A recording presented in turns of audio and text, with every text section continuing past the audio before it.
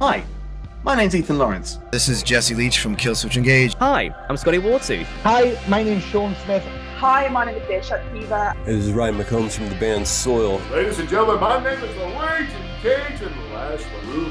Hi, I'm Dave Hill. I'm a comedian, musician, author, person, and you're listening to the Chronicles of Podcast. It's pretty much the greatest podcast of all time, as far as I'm concerned. Hello, everybody, and welcome to the 132nd edition of the Chronicles of Podcast. And these right here are the Chronicles of Dave Hill. It's I, Jamie, and joining me, as always this week, it's this handsome fella right here. It's Tom. I love how you always get really confused, but can't believe that we've hit this certain edition every time. 132nd? Holy shit! Drama, pizzazz. Is that what it? Drama? Yeah. There's no fucking drama here, boys and girls. Tell me that right now. Theys and thems as well. Everyone's welcome. I suppose we better hit it. Ladies and gentlemen, this week we are bringing you a very special guest. This week's guest is a man who can spin so many plates, he may as well just add circus performer to his repertoire. He's a comedian, musician, actor, author, podcaster, and just an all-round wonderful human. He's a man who's made out with loads of girls. He plays a sweet air guitar, and he smells great. We can tell you that just through Zoom. Ladies and gents, put your hands together as welcome you to the Chronicles of Dave Hill. Hello. Hello, sir. I should be, not to correct you, but I'm very anti-air guitar. I'm pro real guitar, as you can see. That is a beautiful stack you got there, just like Justin Shot. It's great. I love it. Yeah. How's your personal Wednesday been, Dave? It's been pretty good. I went to the dog park with my dog. Nice. And I say with my dog because it's just to be clear, you're not allowed to go without a dog. So I went and just got a dog. Now I have a dog, so I can, Yeah. But yeah, I did that, and then this is weirdly my third Zoom today, which is so it's very action packed in terms of Zooms, but not much else. Other than that, I've just had snacks. Nice. Yeah. I mean, could you have not gone to the dog park with an invisible dog lead? Are they still a thing? Oh, like where, like he used to be able to get at like the amusement parks, and you walk around. Yeah. I haven't seen those since I was a kid. Yeah, and I was really confused by them at the time. I didn't understand it. But no, I'm very, I'm a real dog. She'll probably check in on us momentarily. Yeah. So I was just saying in my introduction there, you spin like 700 fucking plates. It's a ridiculous amount of things you get up to. But we like to take these things right back to the start. What did you want to be when you were growing up in your formative years? I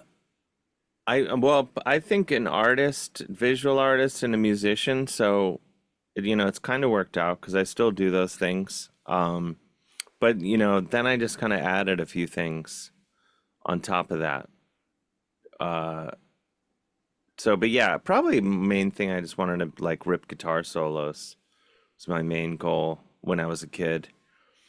From about the age of 7 or something, I was like, I'm gonna rip some guitar solos. It's not I'm gonna play guitar. I'm just gonna rip solos. That's it. Rip some solos. Yeah. I just went straight. Never. Right, straight past rhythm into ripping solos. I was ripping solos there probably several times today. There's probably 3 separate parts of today when I was just sitting here ripping solos. It's kind of it's kind of my main things I get up to throughout the day. Just rip some solos. I love it. But like I said, no matter what we talk about during your career, it can be boiled down to performance art, like you're just saying there. Where did that love of performance come from, though? Especially at such a young age. I don't know. Probably being, I don't know if maybe being one of 5 children. I was just starved for attention or something. Maybe that was part of it. But I think I don't know. I just kind of always been into, you know, into just doing stuff, perform. But I don't know. Yeah, I just kind of, I don't know. All the stuff that I do now for a living is stuff like if I had a job as a, working at Poundland or something, then I think I would come home and do, I would do everything that I do, rip solos, write, do some artwork, tell some jokes. I just kind of took all the things that I like doing and just turned it into my job. Living the dream. For better or for worse. Definitely Yeah. for better. I hope so. Though sometimes I think it would be cool to do the other scenario where I get off work at, no, it doesn't have to be Poundland. It could be Tesco Express. I'm just trying to drop, British references. I was going to say. Boots. Where else? Superdrug. Primark. Anyway, get off work at one of those places, and then I could go, just come home and rip some solos, or I'd go to the pub first and then come home and rip some solos. Yeah. I love that. Like, our retail world has left this imprint on you just after being here. It's great. Yeah, I don't know why it's the only thing I can think of when I think of the UK, but because I know it's, very rich tapestry that goes far beyond retail chains.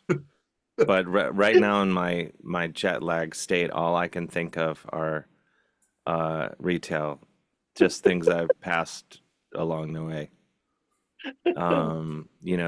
Nando's. Geez, I'm running out, but yeah. I mean, you have way better food places over there than we do over here, so you're not missing out on much. I don't know. I think food's really good. I know it's kind of like a lazy joke about the UK that the food is bad, but I actually find the food to be excellent. Oh, okay. You guys have all the foods. I mean, you have better Indian food, generally speaking, even though we have amazing Indian food here. But I feel like you guys have better, just generally, if I had to rate it on percentage, batting average, to use an American reference. And then what else? You guys, yeah, it's a lot. I actually really like pizza in the UK, which is, I know, like, what am I? I'm crazy, but yeah, I think you guys actually have had some excellent pizzas in the UK. I mean, can you tell me where they are? Because I'd like to go and find them. I mean, mostly in London, I think. Oh, What city are you guys in? Jamie's in Birmingham, and I'm in a little town called Cheltenham by Bristol. Oh, I love when there's multiple words in the names of towns. We don't have that as much in the States. You guys do, like, something on something whatever, something Shire on Thames. Yeah. You have I love it. Newcastle on Tyne. Yeah. Which is so confusing because I'd never know whether there's a Newcastle and a Newcastle on Tyne, or is it the same place?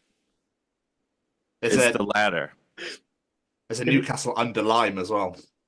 Yeah, it's so confusing. Which is... Just it wouldn't be that hard to just come up with separate names for.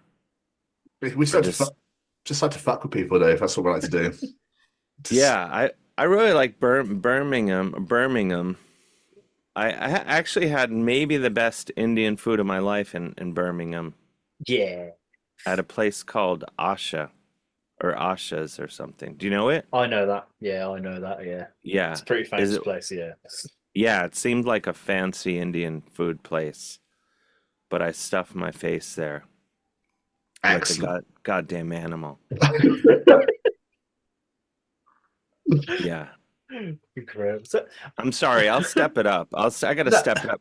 If you have to, you could just take everything I'm saying and just speed it up in post, or add some action music. No, we just appreciate you doing this, mate. Like you said, you're jet lagged to fuck, and the fact you're here means the world. So it's all good, my friend. It's all Well, I good. feel like I'll probably snap back out of the jet lag because you guys being, over there, will trick the brain into me thinking I'm still there. Maybe. You never know. Or maybe not. Maybe not. I don't know. Our accents will just bring it out of you. Just Yeah. Yeah. So I always get intrigued by this.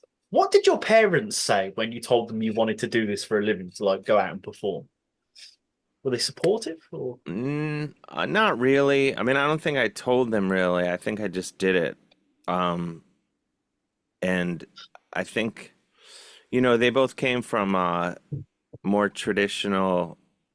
Neither one of them was in show business, so I think they it was just a foreign idea where I think they really thought that I should get like a proper job where I go to work somewhere, sort of in the pre-pandemic way where you leave your house around 8:30 and show up to work somewhere for 8 hours and then come home.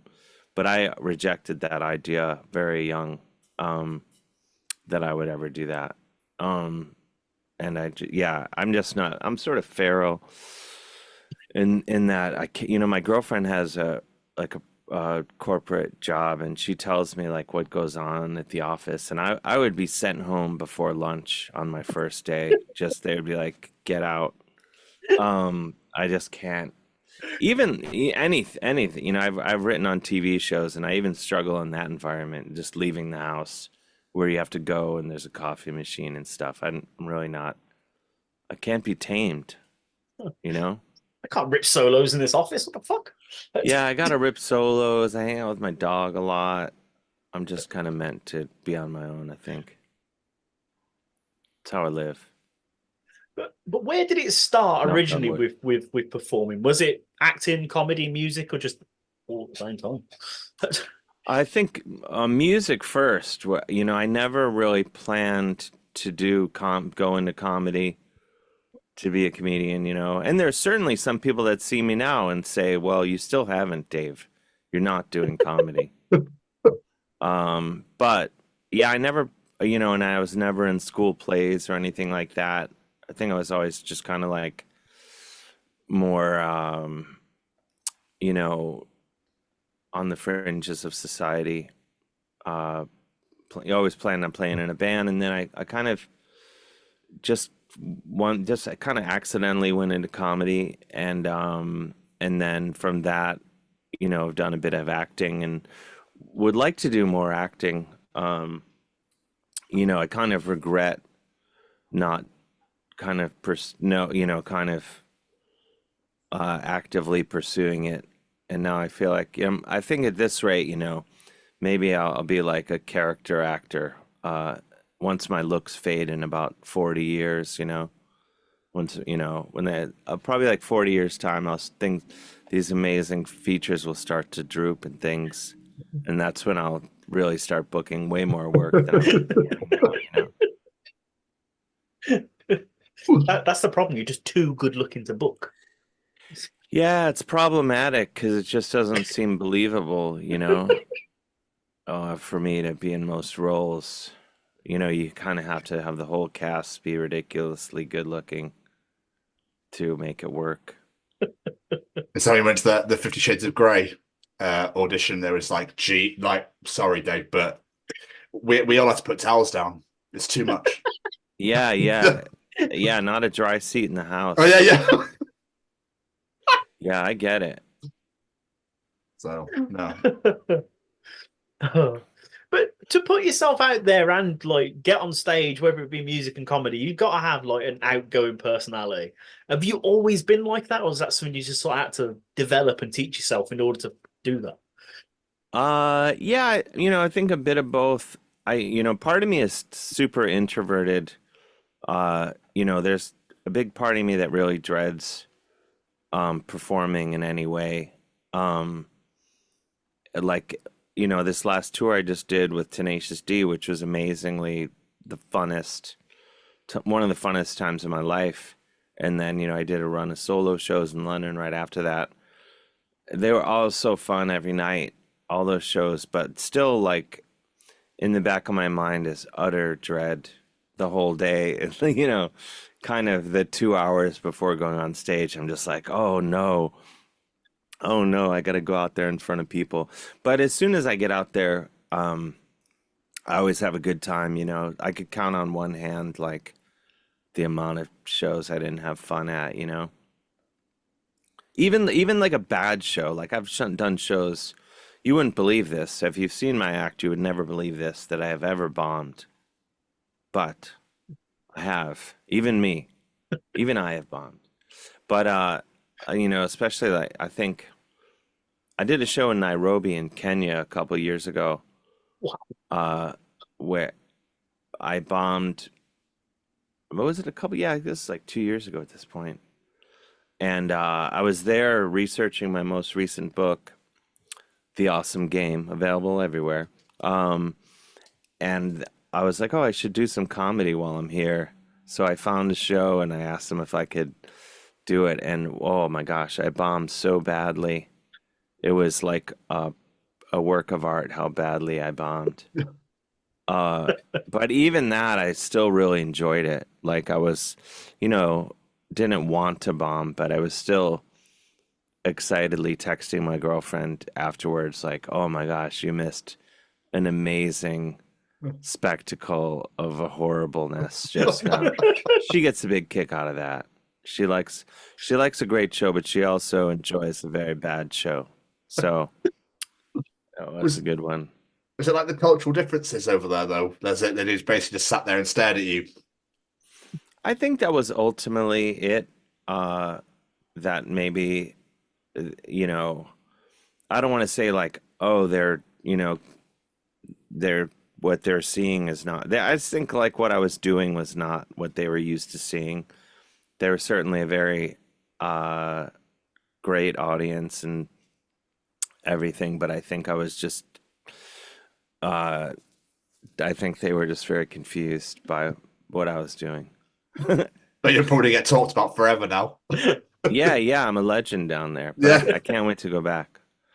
But yeah, it was such an epic bombing. Like, normally, you know, when I perform, if there's other comedians on the show, I'll want to hang and chat with them afterwards. But after that one, I was like, I'm just gonna get out. I'm just gonna get out of here as quickly as I can.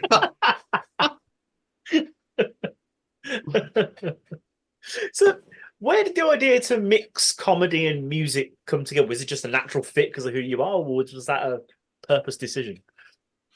I kind of resisted it initially because, you know, I played in bands and still do for many years, and so I kind of just had a reverence for rock and playing, you know, and there weren't. I didn't really know how to mix the two. You know, there was most of the stuff I was seeing where people were mixing comedy and music I didn't really like. And, you know, there was a handful of things you know, like Tenacious D is amazing at it, Flight of the Conchords, and, you know, a few others. But most of what I was seeing, like, around New York when I started performing, like, I was like, well, I don't want to do that. And I couldn't figure out how to do it. And then I started doing shows, like my friend Greg Barris had a show, Heart of Darkness. Wesley Stace, my buddy, has a show called Cabinet of Wonders. Tom Papa has Come to Papa. And those three shows all had like house bands. And so I would just like bring my guitar along to do comedy and kind of use the band as part of the thing. And kind of came from there. And then, you know, I started doing other things, other shows like that. And it's just more fun, and it creates more opportunities for comedy because there's the spontaneity of interacting with the band and abusing them and things like that. Usually not deservedly so, but it's sometimes very much deservedly so. And it's just, and also like on a selfish level, it's just more fun for me to tell jokes and then also play guitar because I really like doing both of those things. So it's fun to leave the house and just kind of do both the things that I like doing instead of leaving the house separately. Really a time-saving technique more than anything. Also, I shouldn't even be telling you this, but a 20-minute set is a 40-minute set if you just play a lot of guitar solos in between. You don't need as many. Don't need as many jokes. Absolute genius. That is Where does the inspiration for your material come from though for the comedy? Like how'd you come up with it? I think usually it's just stuff that occurs to me as I'm walking around, and I don't know. It's just like whatever I think is funny is really all I'm interested in doing and talking about. I'm not really, probably to a fault, I don't really care about the audience at all. Like in terms of, I don't think about, what's popular, what topics are people. I'm not necessarily looking to relate. I think, a lot of comedy and a lot of very successful comedy involves speaking about things that we can all relate to, but I'm not really that into that. I'm kind of, and even the comedy that I'm drawn to the most doesn't do that either. Like all the stuff I, loved growing up, and even, most of the comedians I love now are just speaking about their very, things that are unique to them or their own unique perspectives. Not, there's obviously some amazing comedians that can talk about things that we all that connect us as humans, and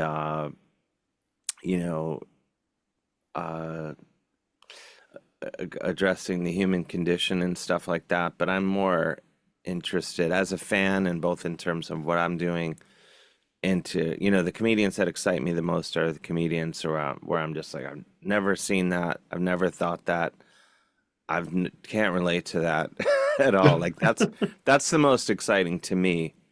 I'm not really that interested in, but though there's at the same time there's many people that are amazing at coming out and talking about stuff that the audience and even myself will relate to. So, but just what I'm drawn to in terms of what I want to do is just kind of thinking about just whatever. I don't know. I don't know. The simple thing is just whatever makes me giggle, and whatever I think I would have wanted to see anything I do, whether it's music or comedy or whatever, it's just kind of just whatever I want to see exist in the world or whatever. And then you just think, if I've done that, then hopefully there's someone else who this will resonate with as well, unless I'm completely out of my mind. But, I've been doing it long enough that I guess there's enough people that it's resonating with, that I'm able to, knock on wood again, that it's resonating with. And now that being said, I wish I could think of something that would resonate with millions, and then then I would have a cleaner office. I would have like something. I mean, if you're talking about things that you don't truly find funny yourself or believe in, I guess it's kind of hard to portray that across. Do you know what I mean? So I think the things that you find funny works because you find, I don't know whether you obviously deliver it in a way, I guess. You know what I'm trying to say? And my brain's like going about 50,000 miles an hour. If you didn't find it funny, I think people would be like, the hell's this going about? Do you know what I mean? Yeah. And it's not, I'm not saying that like other comedians are talking about things that they don't find funny for the sake of, I don't know, I just kind of, it's just whatever I'm into. But I guess that's pretty much what everyone's doing ultimately, hopefully. But yeah, like I don't know, like comedians that come out and like, hey, how's everybody doing? Like I've never, I'm kind of like, oh, fuck that, Yeah. Like I was so anxious performing comedy when I started, and there's a thing with performing where you're, this sort of conventional wisdom would be to like, oh, I'm going to get to breathe and relax and calm down before I go on stage. And from the start, I was like, fuck that. If I'm uncomfortable, I'm gonna go out there and make everyone uncomfortable. You know, we're not here to have a good time necessarily. Think of the way you're saying it is like comedy to a lot of people. It's an escape.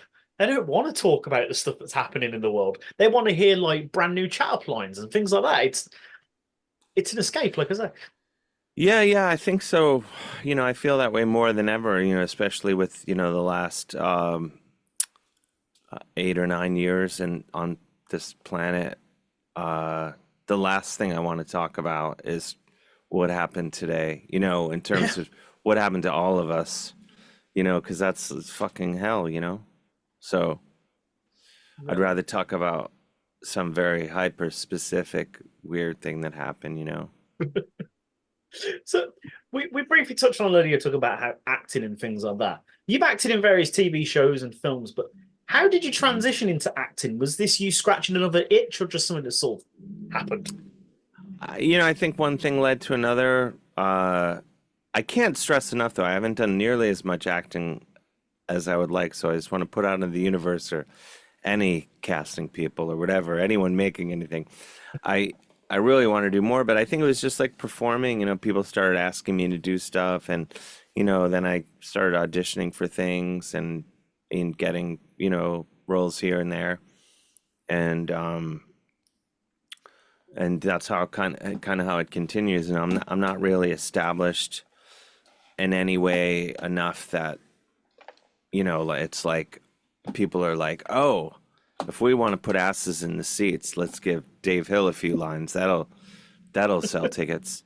Hollywood has not really reached that point, but you know, but yeah, I'm doing a few things coming up, and hopefully it'll continue to grow. And but I really like it, you know, and I wish it's something that I would have, you know, maybe pursued earlier in life.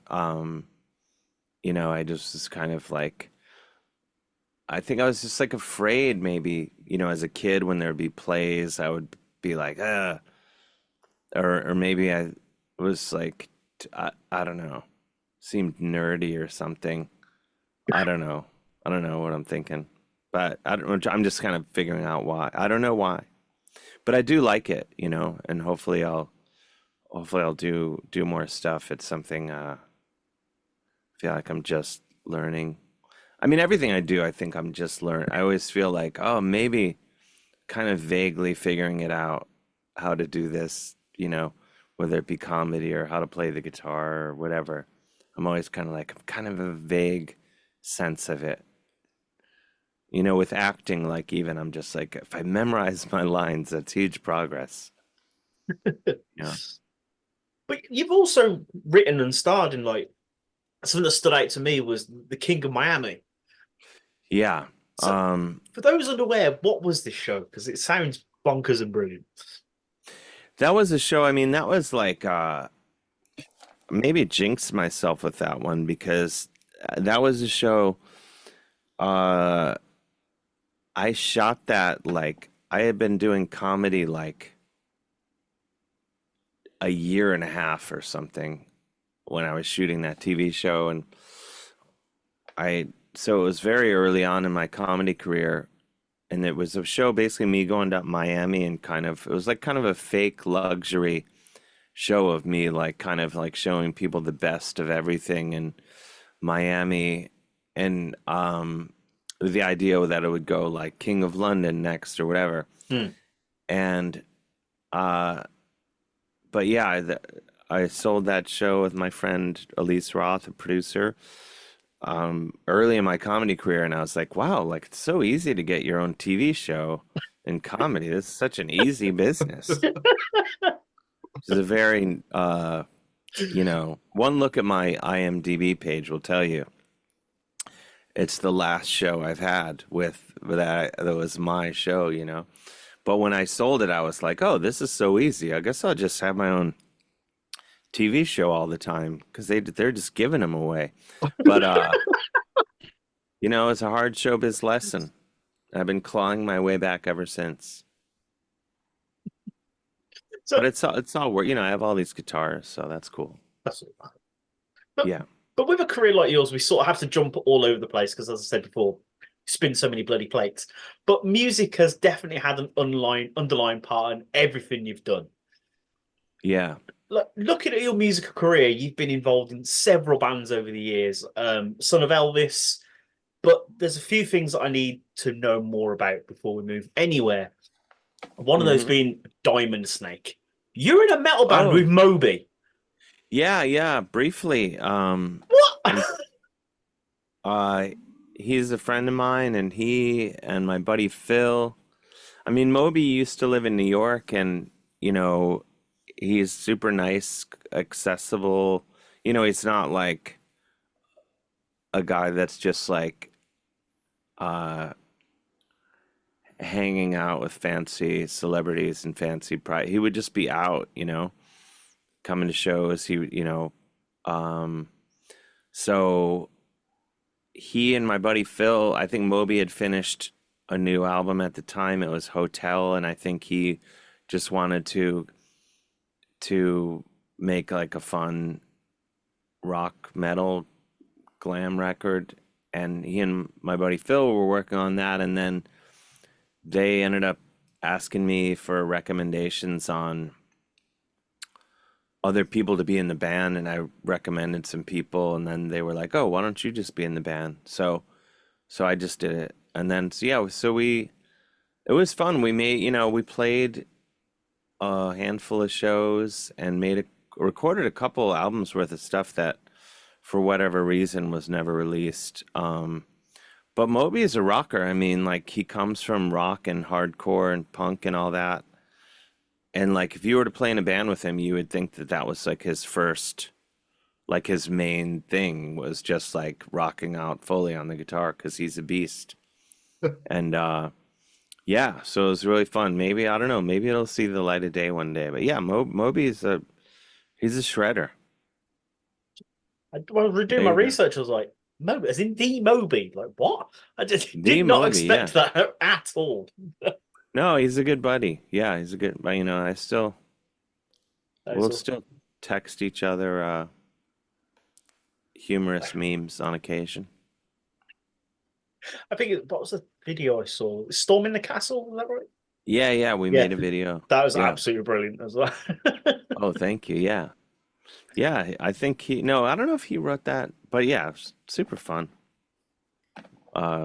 With some great songs, and then, it just kind of, he ended up moving to LA, kind of like right in the middle of it, and then Nash Cato from Urge Overkill played we did a few shows with him on guitar instead, and then it just kind of imploded after that. Oh. As all the great bands do eventually. Yeah.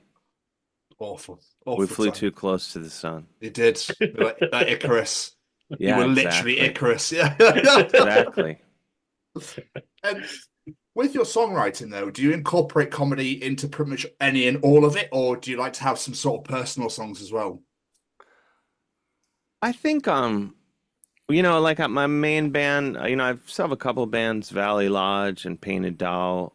Valley Lodge is, been together a long time now, almost 20 years. And what we're probably best known for, one of our songs is the theme to Last Week Tonight with John Oliver.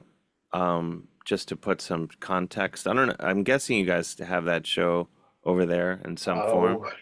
It's like my favorite TV show like ever. So yeah, it's an amazing show. So yeah, I think all the songs, they're not like it's not comedy rock. It's just rock music, but there's going to be humor in it, because I think there's humor in everything. It's not like like kind of like deeply confessional music. Yeah. Really. It's kind of fun, driving your car music, do the laundry music.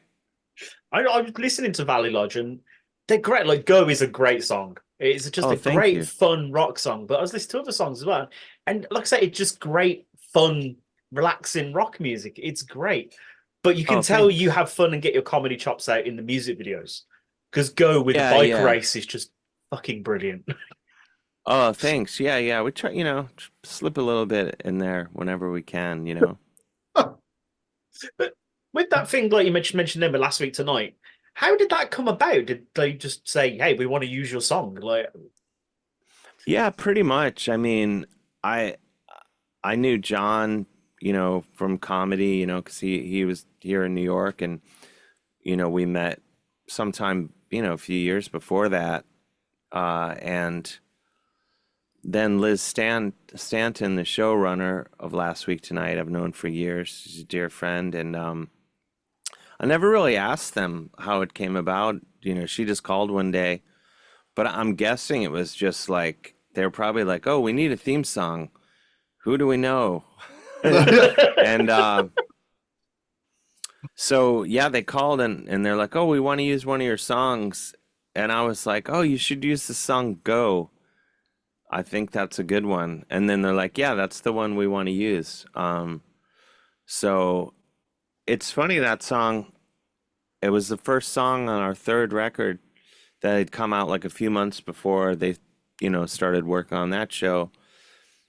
Uh, and there was another show, another TV show, where a couple comedians had been using another one of our songs for a podcast, and sort of based on their podcast, they ended up getting this TV show. And when they did that, I was like, "Oh, I should ask them to use one of our songs as the theme song." And I sent them Go, and they said, "No, we want to use some other song." So, and I was disappointed at the time, but whew, what a they always, that saying, everything happens for a reason. Oh my gosh, that was a really good thing that they didn't use the song, because then it went on to be the theme song to a show that's now been around, 10 years. So, and knock on wood, another Yeah. 30 years, hopefully, or at least until I'm dead. Should probably be 30 years, 30, 40 years. so okay. Your brand new record, Shadows in Paradise, came out back in April. Has it been well received? Like, are you proud? You did the artwork as well, didn't you? I did, yeah. Another plate being spun there. Yeah, I mean, that's kind of my first thing in life or whatever, is drawing. So I'm psyched to do, I do done the last couple of Valley Lodge albums, and I painted all my other band with Chris Reifert from Autopsy and Death. Did those album covers, and just did another album cover. And I do like a lot of t-shirts and painting and drawing, but yeah, so anyway, but yeah, that record, I'm into it. I mean, same thing as I was saying earlier, I just kind of write songs that I want to hear, or write them to just get them out of my head so they stop antagonizing me. Almost inconvenience at times. Yeah, I mean, like, Go is actually, I had just gotten back from Valley Lodge to tour Japan, and I came back and I had like really bad jet lag, and I kept like waking up, at all random times, and so I woke up like 4 a.m. right after we got back from Japan, and I just had this that song in my head, and I couldn't, it was driving me nuts. And fortunately, like, I had downloaded this like 4-track app, and I just made a 4-track of the demo of the song, like with my mouth, like going, which is still the beat from that song. And I, did like, I did everything you hear on this song. I just kind of hummed it into the phone, and just to like get it out of my head so I could go back to sleep. And now, hundreds of millions of dollars later, here we are. No, not quite that much. But Speaking of $100 million ideas, Mhm. now I agree it's the weirdest and most wonderful music in the world. We need to talk about Witch Taint. Oh yeah. Witch Taint. That's another thing started around the same time, about 20 years ago. I was just like really into Norwegian black metal, and not to keep like going back to the same point, but I just for my own entertainment, which is my only goal really, is to entertain myself.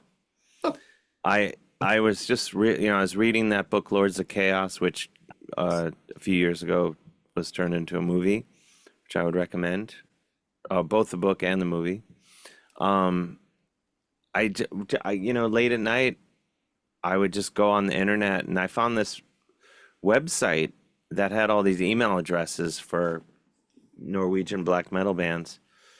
And I started writing them being like, hey, there was this band called Mysticum in Oslo. And I did this to a million bands, but I wrote, it's like, hey, Mysticum, is there another band called Mysticum? Because, my friend Todd told me you guys were really heavy and extreme, but I checked out your album and it was this real pussy metal instead.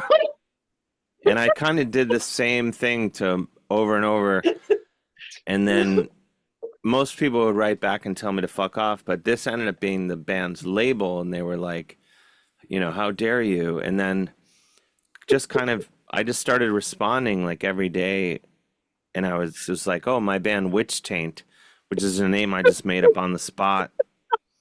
That band is like the greatest, most satanic band of all time, and it just kind of went on for 6 months, emailing back and forth with this guy, and then I was kind of showing it to two different friends, John Kimbrough in New York and my friend David Jaffrey in LA, and because they were my only two friends that were into black metal at the time, and it was just really for the three of us. And then people kind of started sending it around. Eventually, it ran its course, and David's friend Jeff wanted to make a website with all this stuff. And I think because if you read the emails, if you know the emails, I don't know if you know this part, but if anyone listening can go to the blackmetaldialogues.com and read all these emails that I'm talking about. And the emails is really, the guy is really patient dealing with me being an idiot, it wasn't meant to make him look stupid. It was just me being stupid for my own entertainment.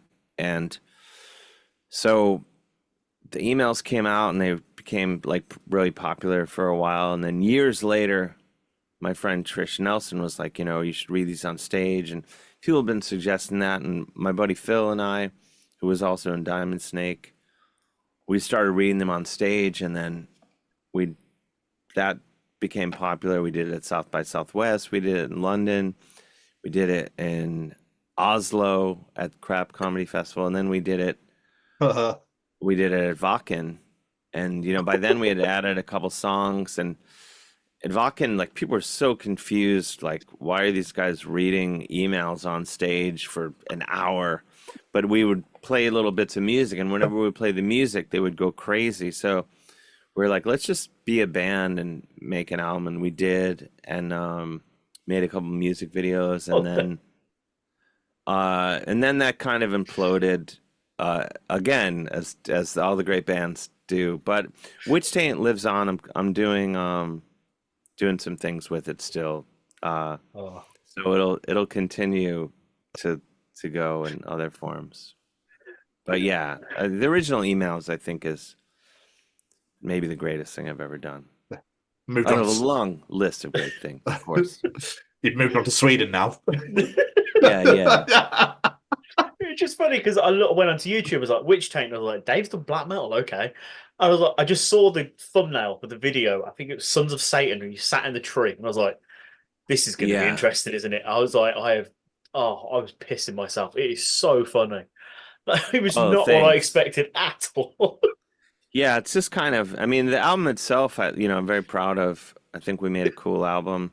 And it's not really, it has elements of black metal, but it's kind of like just a party rock album, you know, if you had to categorize it.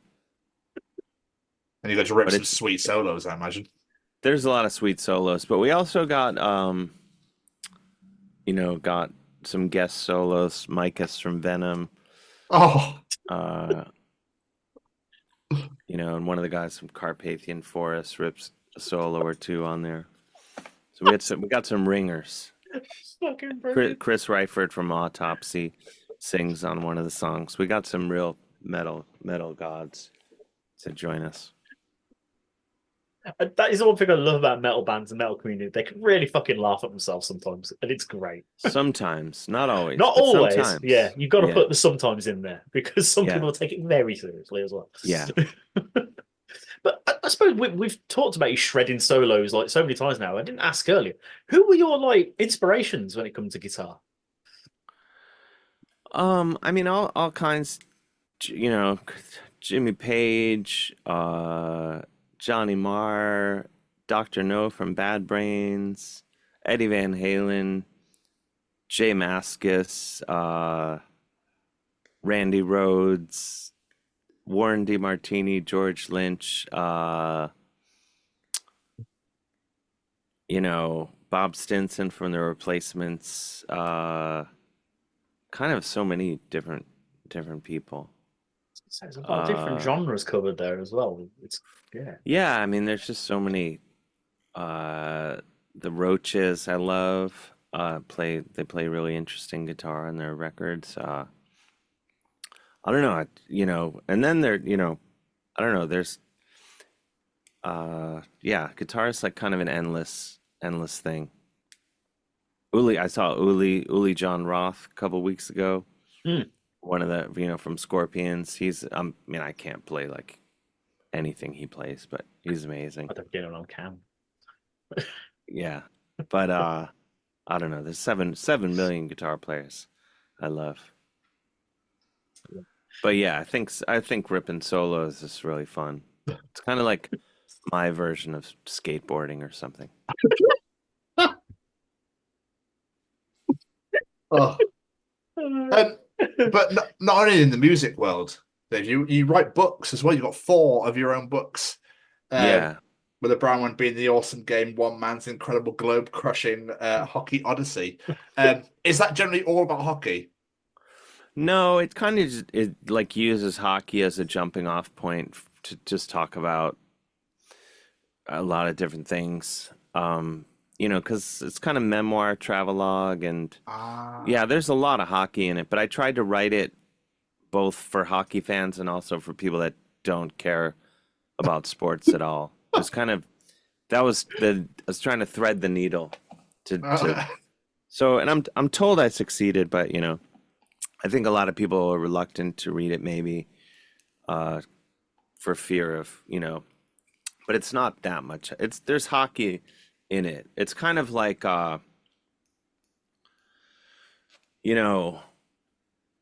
if you liked green peppers. This is a bad analogy, but I was going to say, if you had chips and salsa, there's other stuff, but there probably will be some peppers in there. Okay. It's not a good analogy. Again, very jet lagged. They can't all be. Can't all be gems. Yeah, can't be home runs, not every time. No, not every time. But you've also do the books have like a sort of travel log type thing? Do the books like follow on from each other, or can you read them at any? Because you've also got Parking the Moose, which I thought was fantastic. Thank you. Yeah, Tasteful Nudes, even better. And then Dave Hill doesn't live here anymore. Yeah, I mean, I would say read them in order, or you'll be completely lost. No, just kidding. No, you can read them out of order. I think it's fine. I recommend reading them in order.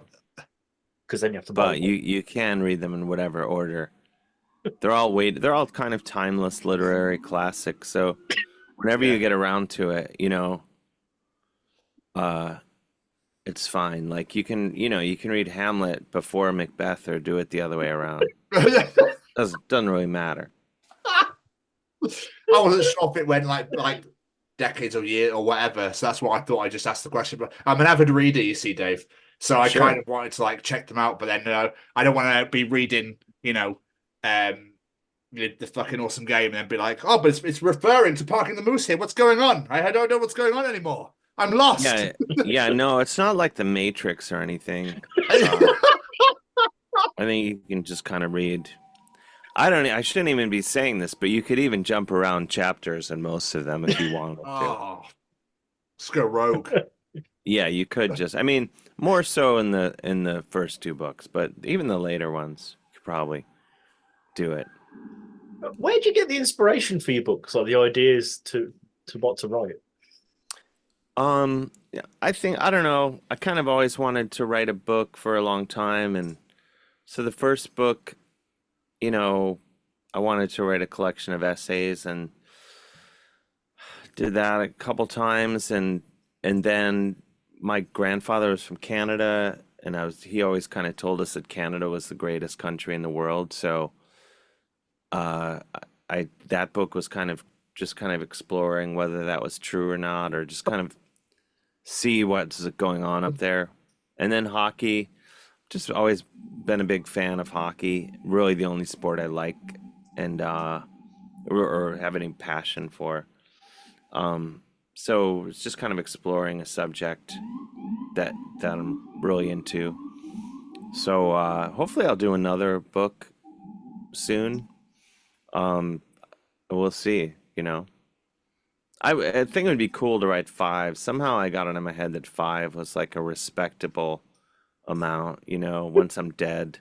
They'd be like, oh, Uncle Dave, he wrote 5 books. He was a weird, strange man, and it was really difficult cleaning up all his stuff after he died, but he did write 5 books. That's kind of, the way I imagine it. You could put them there with Charles Dickens, or Shakespeare. Yeah, 5. Yeah. It's like anyone can write 4 books. 5 though. That's real deal territory. Yeah. Yeah. But in all seriousness, Dave, like we've mentioned, like you got your stand-up career, you did podcasting, your writing and things like that. How do you balance it all? Because you do so many things. How do you organize like master multitasking? Because it's just bonkers. I don't know. I'm trying to do less things, honestly, because I think my problem is that I just kind of something seems appealing. Like if you guys were like, we should form a band where we all play the kazoo, I'd be like, that does actually sound pretty good. Let's do it. I'm easily led. And, so that's kind of part of the reason why I do a lot of different things is just my interests. I'm just drawn to different things. But I think in general, in terms of organizing, I kind of, if someone's paying me to do something, then I'm like, okay, I'll do that first because I need money to live. And then other stuff is some, just scheduling. If someone's like, oh, I need this tomorrow, I'll be like, okay. And then there's some things that are just kind of whenever I have time, like painting and stuff. But I do envision a time, my hope is that one day all I'll do is draw and paint and rip solos and just not really do much else. All at the same time? No, you got to keep it separate. You okay. Can't get paint on the guitars. Yeah, that's a fair point. I mean, Yeah. could you paint whilst ripping with the vibration of the strings, fling the paint towards the, to be able to create a masterpiece that way? Or I guess you could, but I'm kind of like, I never like that when like someone's be like, this is a painting created by hooking up Lars Ulrich's drums to and then they put it in a gallery and people, be like, oh my gosh, yeah, that's really something. You see that sort of stuff, like this is a time-lapse thing of the soundtrack to Saturday Night Fever, puts the lights, and I'm generally against it. But yes, to answer your question, yes, you could. because they've got like chairs now. There's like just one where the chair has a pencil on its tip, and people are like, God, £1,000,000 for that. Yeah, exactly. Yeah. Or there's like, here we gave paint to a gorilla. He's really has an eye, I'm suspicious of it. And I say that as a man who has a gorilla painting by a gorilla in the next room. I guess that's why I'm suspicious of it. It's really not that good. But I am very a proponent of gorilla activities, extracurriculars.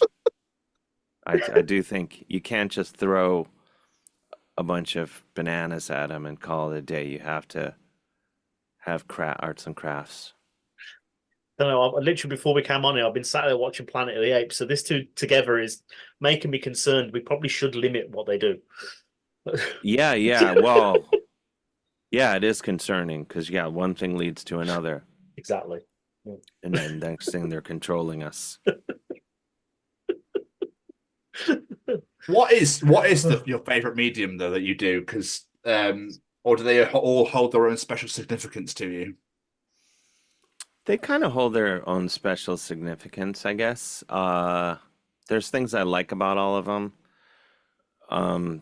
There's things that I like about what I do with all of them, and then there's, at the same time, I think I'm horrible at all of them. So, I have conflicted feelings about all of it. Because part of them, like, I love, depending on, what my mood is or whatever, I might be like, I'm really good at that. Or I might be like, I'm really horrible. I think also, like, I just want to get better at everything that I'm doing and, be the best Dave I can be. So I'm very, very harsh critic. Even though, the reviews are amazing at everything, but, hard to take it to heart. Well, I mean, you went on fucking tour with Tenacious D a few weeks ago. Yeah, it was amazingly fun. Those guys are the greatest. Such a great band, hilarious band, amazing musicians and performers, and the nicest guys in the world.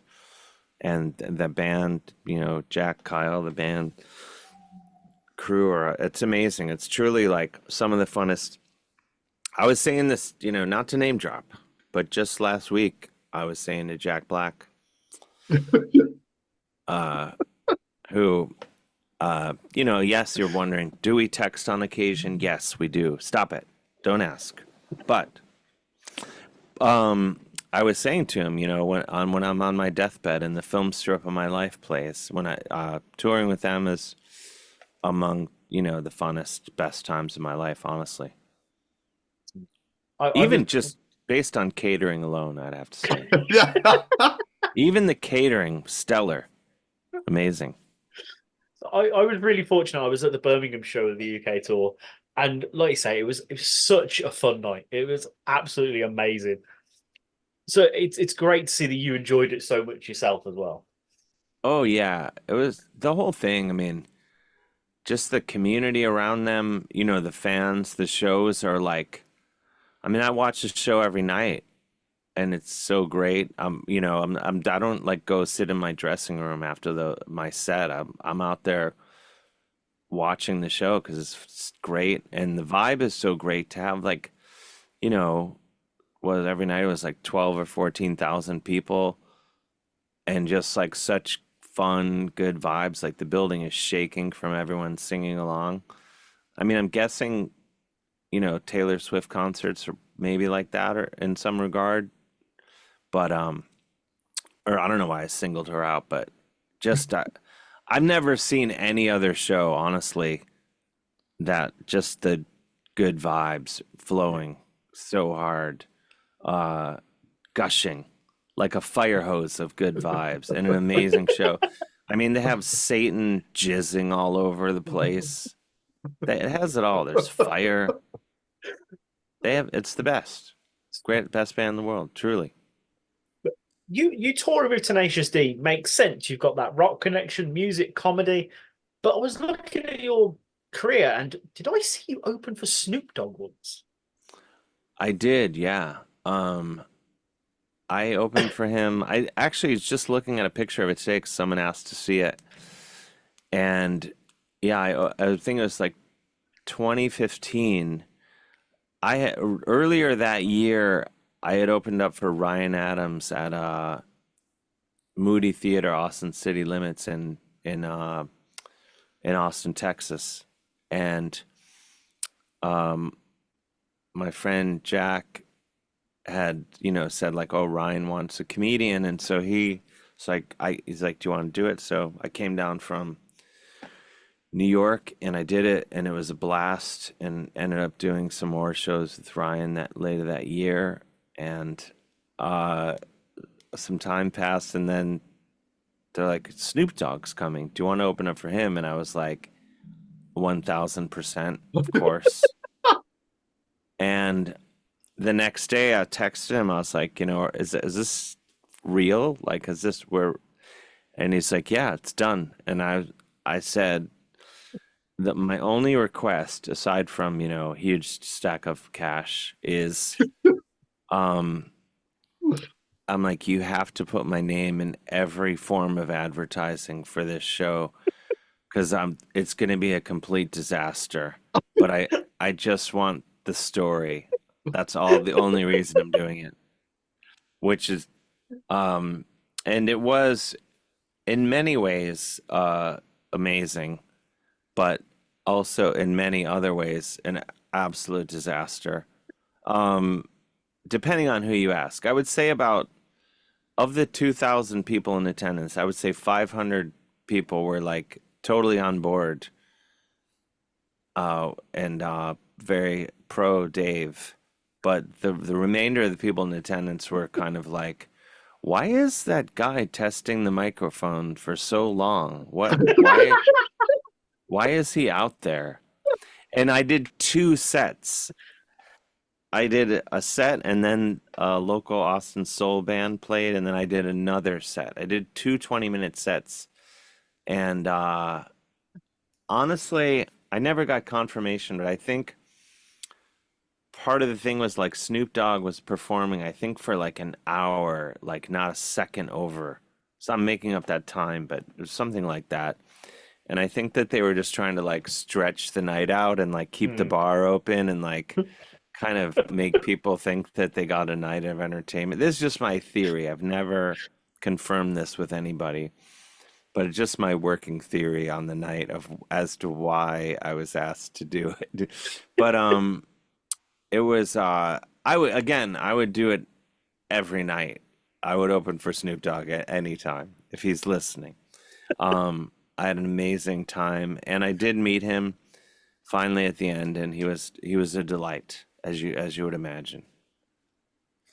Absolutely. So, open for Snoop Dogg or Nairobi? Which one? Well, I'll say I was thinking about that because my girlfriend came to the Snoop Dogg show in Austin because she was like, "I have to see that. That's gonna be a real shit show." So supportive. So she came to that. She comes to the shows that are going to be great, or the ones that we both have a feeling might be an absolute disaster. Those are kind of the ones she tends to come to. But yeah, it was. I don't know. I would say Nairobi, is much smaller. That was like, less than 100 people. But I would say, without question, I bombed a lot harder in Nairobi than I did. Arguably, the Snoop Dogg show was an absolute triumph. But Nairobi was like, Nairobi, I think most of the people that saw me were just like, "Why is this guy so confident? He's clearly never done this before." That seemed to be the looks I was getting from people, were just like, clearly he's never been on stage. But he seems very confident for some reason. Oh, fucking brilliant. It's just such a random place to go as well. Yeah, I mean, it was amazing. I mean, I bet it's beautiful genuinely, out I can't wait to go back. But yeah, it was definitely a character building experience. But yeah, I had an amazing time. Good. Oh. So Yeah. I just want to take a moment because you've done so much stuff in your career, as we've said, just to reflect a bit. Like when you look back now, and then like standout highlight moments for you that you just like, that was a good day at the office. Are there? Yeah, yeah, many. Um, One thing that I performed in prisons a few times, and those experiences were all definitely amazing. Some of the greatest experiences I've ever had. Um, so those come like I performed in the first time I performed in Sing Sing, which is a very popular, infamous, maybe be a better word, prison here in America. That was like a pretty profound, amazing experience. Uh, I would say the Tenacious D tours for sure. Um, I don't know, all sorts of things. Uh, from little things. I think as long as I'm having a really good time, then those are the ones. Or something that maybe I was like really scared to do and ended up I did it and it went well or whatever. I'm always psyched about those things. Performing in prison or Tenacious D would be both because it's so fun, but also like definitely the biggest crowds I've ever performed comedy to. Um, yeah, those things. That's it. Yeah, I don't know. I don't know if that answered your question. No, it definitely did. But also on top of that, because we didn't get much time to deep dive to your music, because as I said, we'd be here for fucking ages if we went through everything. If from all the music you've done, if you could suggest a couple of songs for people to check out to really get a feel for what you do, what might a couple of those be? I would listen to Go by Valley Lodge, or really, I mean, the first Valley Lodge record. I would say listen to any, but maybe the second one is kind of a not characteristic album. But they're all, good. It's good music to drive around and or do whatever you're gonna do. Or you could listen to Painted Doll that I made 2 albums with. I think listen to the first track on either one of those records. I think, or gotta go Witch Taint, first one on that. Can't Lose. I absolutely loved Trouble off the new record. Absolutely love that track and All of My Lovin' from the first album as well. Oh, thank you so much. Yeah, All of My Lovin', that was in a hot dog commercial, not to brag. Oh, Dave, big time. Yeah, it was in a Sonic fast food commercial. That's another thing you need to know about me. Absolutely shameless. Sell out like that. No standards whatsoever. Actually, that's not true. I actually got an email. This is a true thing. I got an email asking if I don't know if it was like some sort of stunt or test, but it seemed real. Where I was asked to play a guitar solo in a commercial for the Trump re-election campaign, and it was from some agency was doing this thing, and they're asking me if I'd rip a solo, and I wrote this, email that was like, "Go fuck yourself." Yeah. But then I deleted it, and I just said, I said, "Thank you. Your email gave me a really big laugh. Fuck Trump, Dave." And then the guy, this producer in Los Angeles, he's like, "Oh, your response is actually much nicer than I expected. I'm just, and he was like, "Oh, I'm just doing this. I'm not a Trump voter. I'm just doing this for the money. It's a big payday." And they were trying to tell me like, "Oh, well, you'll make a lot of money doing this," which is hilarious given Trump's reputation for never paying his bills. Well, Yeah. yeah. But but I was, when the guy wrote back, "Oh, your response was much nicer," I did say, you should have seen my first response to you. Yeah. It's pretty harsh. And then, yeah, so I just told him, I was like, there's no amount of money that would ever get me to do that. I do have standards, Good. So I was going to mention this when we did plugs in a minute, but did I see you got kicked off Twitter because of responding to people about Trump? Yeah,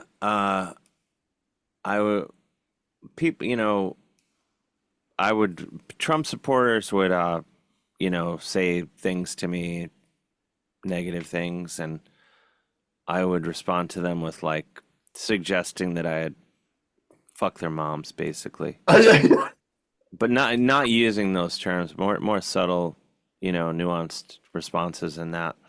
But that was the gist of it, and I eventually got banned from Twitter for life. And then my account got reinstated when Elon Musk took over sometime after that. But I mean, now, and so I have the account, but I don't really use it. I'll sometimes have a look if I'm, every couple of weeks, maybe I'll go look, but I don't actively use that. I'm really just keeping the account so no one else can go in and create an account with my handle, just sort of parking it, as it were. But yeah, it's sort of like, when I was banned, I was really like, oh my gosh, I need this for my career. This is devastating news, and then it was one of the greatest things that ever happened to me was getting banned from Twitter. Because I like instantly my days started better because I wasn't waking up looking at Twitter. I had 2 extra hours in the day because I wasn't on Twitter. So, and now, I mean, Twitter is just an absolute, hellscape. So it's kind of a pointless thing. But yes, to answer your question, yes, I was banned from Twitter for the noblest of reasons. Otherwise, I have so much more time to rip solos now. I'm not telling Trump supporters that I fuck their moms. It's great. Exactly. We're all rallying behind you, Dave. We're all rallying behind you. Fuck Trump. I'm just doing my part, And we appreciate everything you do. Thank you so much for your service. I'm not a fan of him or anything having to do with that bullshit. I hate it. Mr. Stevens, do you have any more questions for our wonderful guest? I do. When you first started this journey of comedy and acting and music and podcasting and writing and all the good stuff, like, did you ever think this is where you would be today? On your show? No, as in like in life, just in life as in generally. But yes, on the show. I guess like I guess I knew that I would probably, in some form or another. I think I knew that was just kind of what I wanted to do. There was never like a plan B, to like, oh, I could go, do something that I didn't want to do, but maybe it would be okay and I could deal with it. No, I have always been pretty stubborn and completely rejected polite society at a very early age. So yeah, I mean, like, I'm maybe not, I kind of always want more success and money, but things, but only, I don't want for anything, it's really, I would just like to maybe have a house that my girlfriend and I could sit around and eat cheese in, and things like that. The dream. Enjoy some cheeses. But we have a, lovely apartment here, but, just would be nice to, and then I just like doing things creatively and stuff. So, but yeah, I kind of always figured I would do some version of what I'm doing. Maybe not as many different things, but, there wasn't like, I never thought like, oh, I could be the manager of a furniture store or something, and then maybe rip solos at night. Yeah. I never really thought like that. Not that there's anything wrong with that. I think that's great. I'm very furniture store, mattress store. I think those are all noble pursuits, but just nothing. I just never been. I'm horrible at doing things that I don't want to do. Yeah. I'll be honest, I admire it because there's a lot of people out there who go, I'd love to take a gamble and do this, and then they go, yeah, but I probably shouldn't. So the fact you just went, fuck it, I'm going to do it. I admire it a lot. Fair play. You only get one lap around this big racetrack called life, I figure. So, but no, there are other things that I'd be completely happy doing. I used to work at a homeless shelter. Totally love that job. It was great. I wouldn't do it today only because now I'm so used to hanging out with my dog that basically when I'm in town, I'm hanging out with my dog. I'm home. So now basically anything where I have to leave the house, I'm kind of against it. Yeah. Because it cuts into my dog time. But yeah, sometimes I think I would like to be an acupuncturist. Now I'm just telling you my alternate universe careers. But that's really just those two things. I can't really think of anything else. I love it. I love it. Dave, thank you so much for coming on, my friend. This has meant the absolute world. Thank you. Before we Thanks let you for get out of having here, though, plug social medias, websites, whatever it may be. Where should we direct Sure. people? My website, davehillonline.com. All my social media pretty much is at Mr. Dave Hill, at Mr. Dave Hill. And yeah, that's about it. And from those things, you can find out everything else. When I'm coming to your town, what books I'm doing, things like that. Jams, music, whatever. Incredible. But yeah, I'm always hawking all my wares. Oh, go to mrdavehill.bigcartel.com. That's where a lot of my hot merch is. Load up on merch when in doubt. Or don't. See what I care. I'm an artist. I don't care. Doesn't need your support. It's fine. Yeah, fuck that. I don't care. Oh, Dave, thank you so much, my friend. This has been so much fun. Like I said, really appreciate it. Thank you. Especially Thanks for considering your having me. jet lag to fuck. I really appreciate it. Yeah, it's okay. Thank you for putting up with my exhaustion. So And again, if you speed up my talking, that's fine. If you add sort of action music or patow sound effects that make it seem cooler, it's totally welcome. So I might just have fun. It sounds fun. Why not? Sure. Yeah. Every time we do that, I'm just going to add a power. Why not? Yeah. I'm into it. No. Dave, but thank no, you so much. seriously, my friend. Yeah, have a great day, my friend. Take it easy. All right. Thanks, you guys. Have a Yeah, great buddy. day. Cheers, man. Cheers. You too. Bye-bye. Bye-bye. Dude, right? Fucking hell. You're going to be really proud of me for this because I haven't got a clue what it looks like in any way, shape or form. But I was very happy one evening, a couple of evenings ago, Sunday night, just chilling. I looked down at the side of my bed. I was like, oh, there's a sock on the floor. I better just pick that up. Picked up my sock and fucking Mothra just came out from under my bed like, whoa, like, the fuck are you disturbing my peace for, bitch? I'm not joking, right? And so I picked up a t-shirt and I was trying to like fucking move, but the wings were like fucking me backwards. So I was like fighting against it. And I was like, you little bastard. This thing was fucking massive. I've never seen a moth so big in my life. I would have It's cried. like, what? Come on then, Greg. Oh, fuck that. You want to fight? You want to fight me? I got I think that's my Tropic Ghost t-shirt. Sorry, guys. This long sleeve. And I just fucking whipped. Right, JB. This is how big it was. The sleeve, obviously, it did that funch sort of like whipping effect. Hit the moth. It flew backwards. I flew backwards because of how powerful the fucking wings were. It hit my lampshade. No, my lampshade went bong and flipped right back and forth. Like, left a huge dust mark and landed on the floor. I put shoes on and proceeded to jump. Die, motherfucker! Imagine your flatmate's like, what are you doing? Just killing a moth. Luckily, I'm on the first floor, so no one's below me. So I was just like, here we go, bitch. You're a fucking pogo stick now, motherfucker. And I killed the bastard. But then, even though it's fucking dead, I had to pick it up with tissue paper. Not tissue paper. Okay. Welcome to Art Attack. Here comes. We're going to cut out a moth. Toilet paper.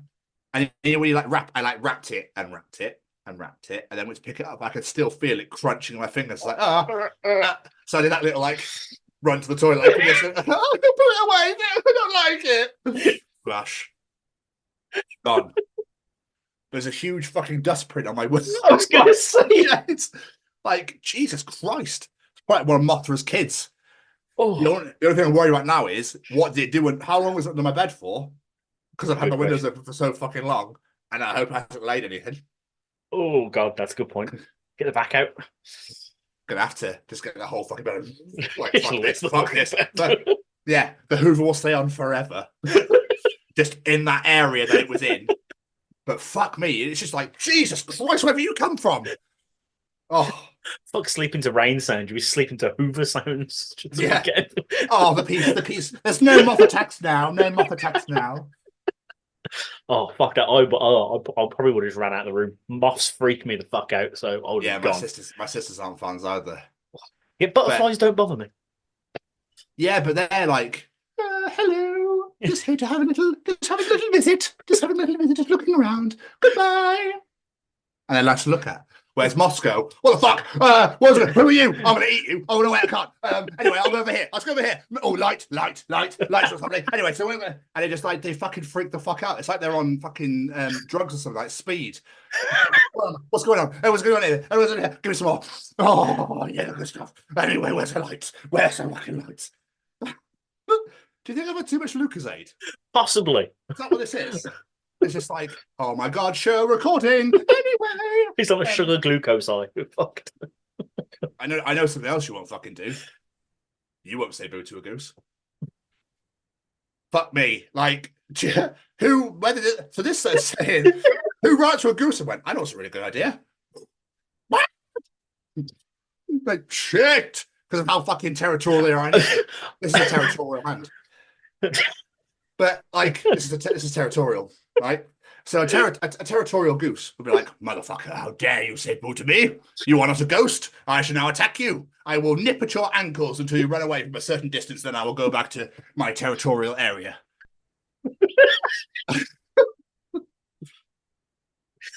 I mean, you've got a really good point. What the fuck is with that expression? But at the same time, you're right. I wouldn't say boo to a goose because they're fucking terrifying.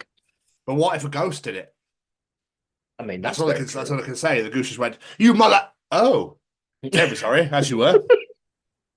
Because I can't fucking see it. The goose is just like, there, it's like, hello, boo. Boo. Isn't that how a ghost moves? Yeah. Isn't it? It's because it's all like ripply effect. The Mario ghosts do that. No, they're the round ones, aren't they? What's the ones that they're like squiggly lines and they're like just ripple? I know, I can't think what they're from. Pac-Man? I don't fucking know. Oh, yeah, I don't know. But yeah. So obviously a goose can't see the ghost. Like, what the fuck? I told you not to say boo to me. Everyone knows not to say boo to me, motherfuckers. Honk. That's what I say. But I can't see. I can't see anybody around. Bastards must be hiding. I will go into stealth, goose. I will go into stealth. I will make myself a black. If I put my wings, I'd put all my black parts out. Black feathers out. Lovely. They'll just think I'm a rock. And then what I can do, when someone says boo to me, I will spring upon them and I then go after them, little bastards.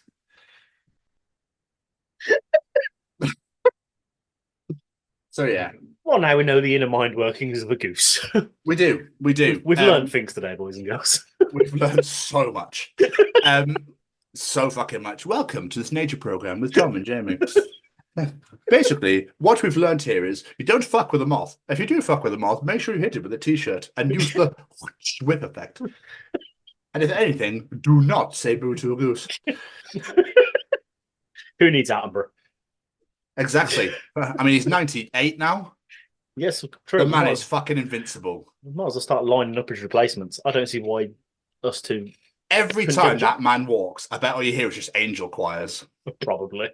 And like absolutely a gold aura around him, and he just walks his hands out like, oh, and like the pavement lights up as he walks on it.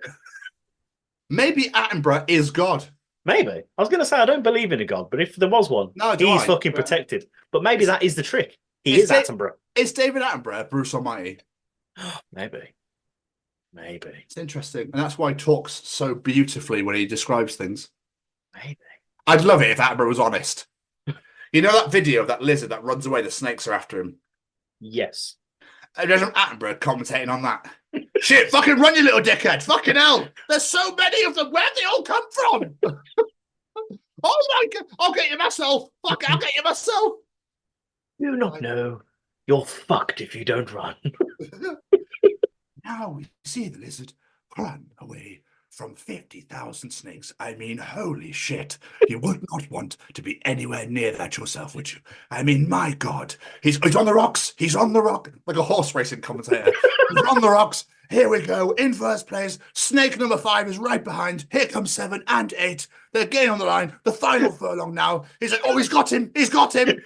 He's got him. The snake's got him. Yeah, and he's wriggled free. He's wriggled free and he wins. Unbelievable stuff here. 7-1. 7-1 on the lizard. Unbelievable. We have never seen anything quite like this at the Kentucky Derby.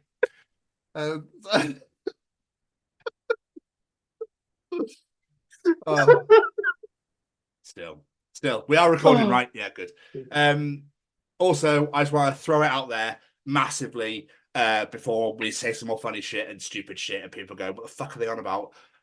Today, Defects have released their brand new first ever album, Modern Era. It's out today. The title track, Modern Era, is an unbelievable track. Go and give Tony, James, James and Harry all the love, and the rest of the lads. Give them all the love right now, all of it. Go and smash Defects out. After you listen to us, go and play Modern Era on repeat forever. Never turn it off.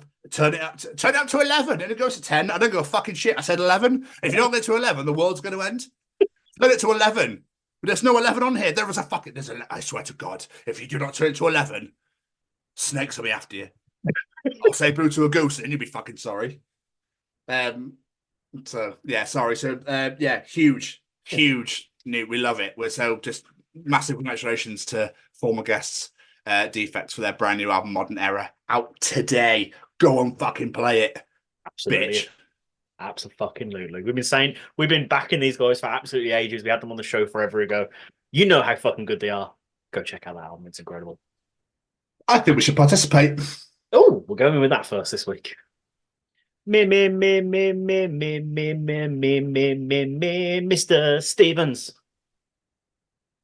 Okay. Paranoid. Nothing's right, I'm Jamie. I'm all out of Jamie. This is how I Jamie. I'm cold and I am something lying naked on Jamie.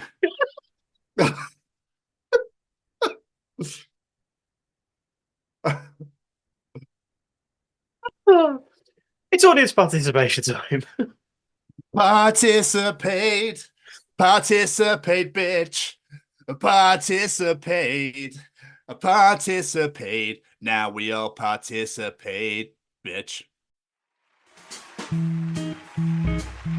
Ladies and gentlemen, it's time to participate in Jamie's participation challenge. Oh, right. Again, I mean, fuck, I'm so sorry every time. Jesus Christ, you're fucking heavy. Get off. The song would make no sense otherwise. I think I need to stop drinking Lucasade. Dude, that was a big ass bottle. How long did you start that? This morning. Oh, okay, it's not as bad then. Yeah. Because I got like here, and then I'm just like, holy fuck. And I calmed down. I was like, I must finish said bottle. Sorry, Lucasade. I'm probably not giving you a very good rep. I don't know. I'm sure people are It's still great like, promotion if people want to wake the fuck up. Anyway, audience participation this week. What's a food you hate or dislike that much you would send it to the Culinary Room 101? What say you, Mr. Stevens? This is a hard one because there's two strong contenders. Okay. I'm going to go with Marmite, though.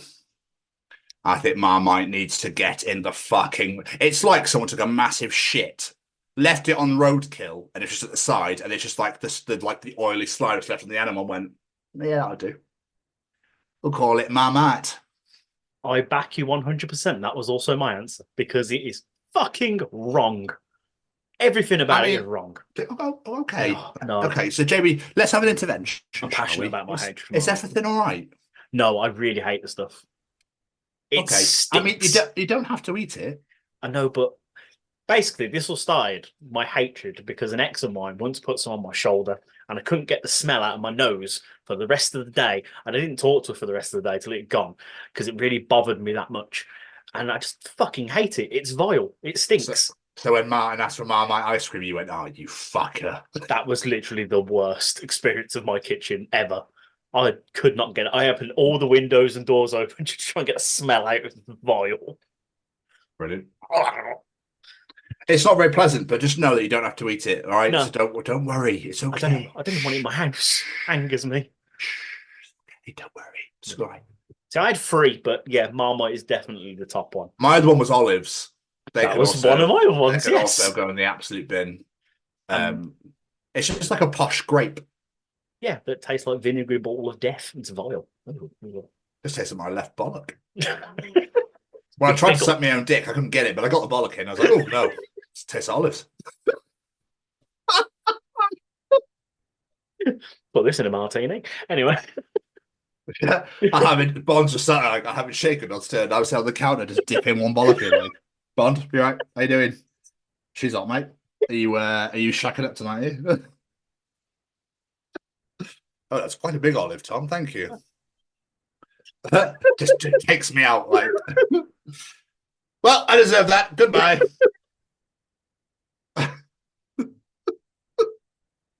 Oh, fucking hell. Anthony Horowitz is there, like, yes, I'll put that in my next Bond book. There you go. Next Bond novel. It's a random ginger man with a left bollock sat in Bond's martini for some reason. It's like a Prince Albert gone wrong, and there's the fucking skewer straight through the bollock. I might as well be olives now. I'll be olives now. Sorry. Oh fuck me! Let's get some answers.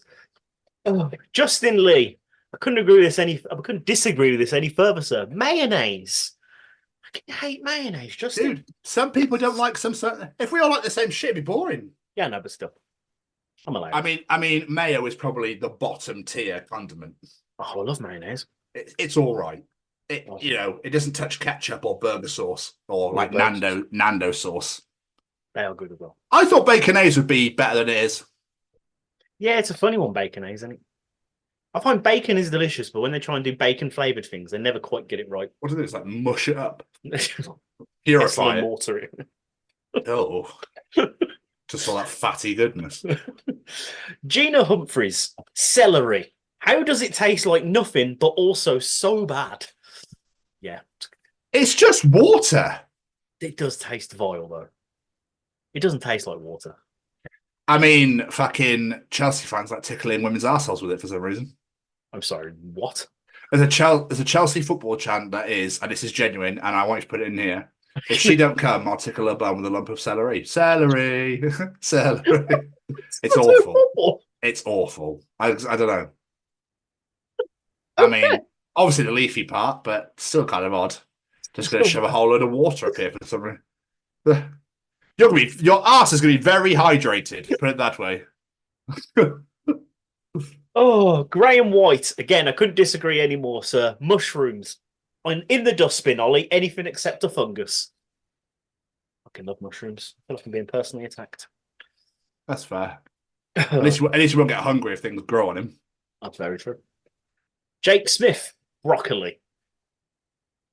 No, disagree. Love broccoli. Yeah, same. That's like an elite veg.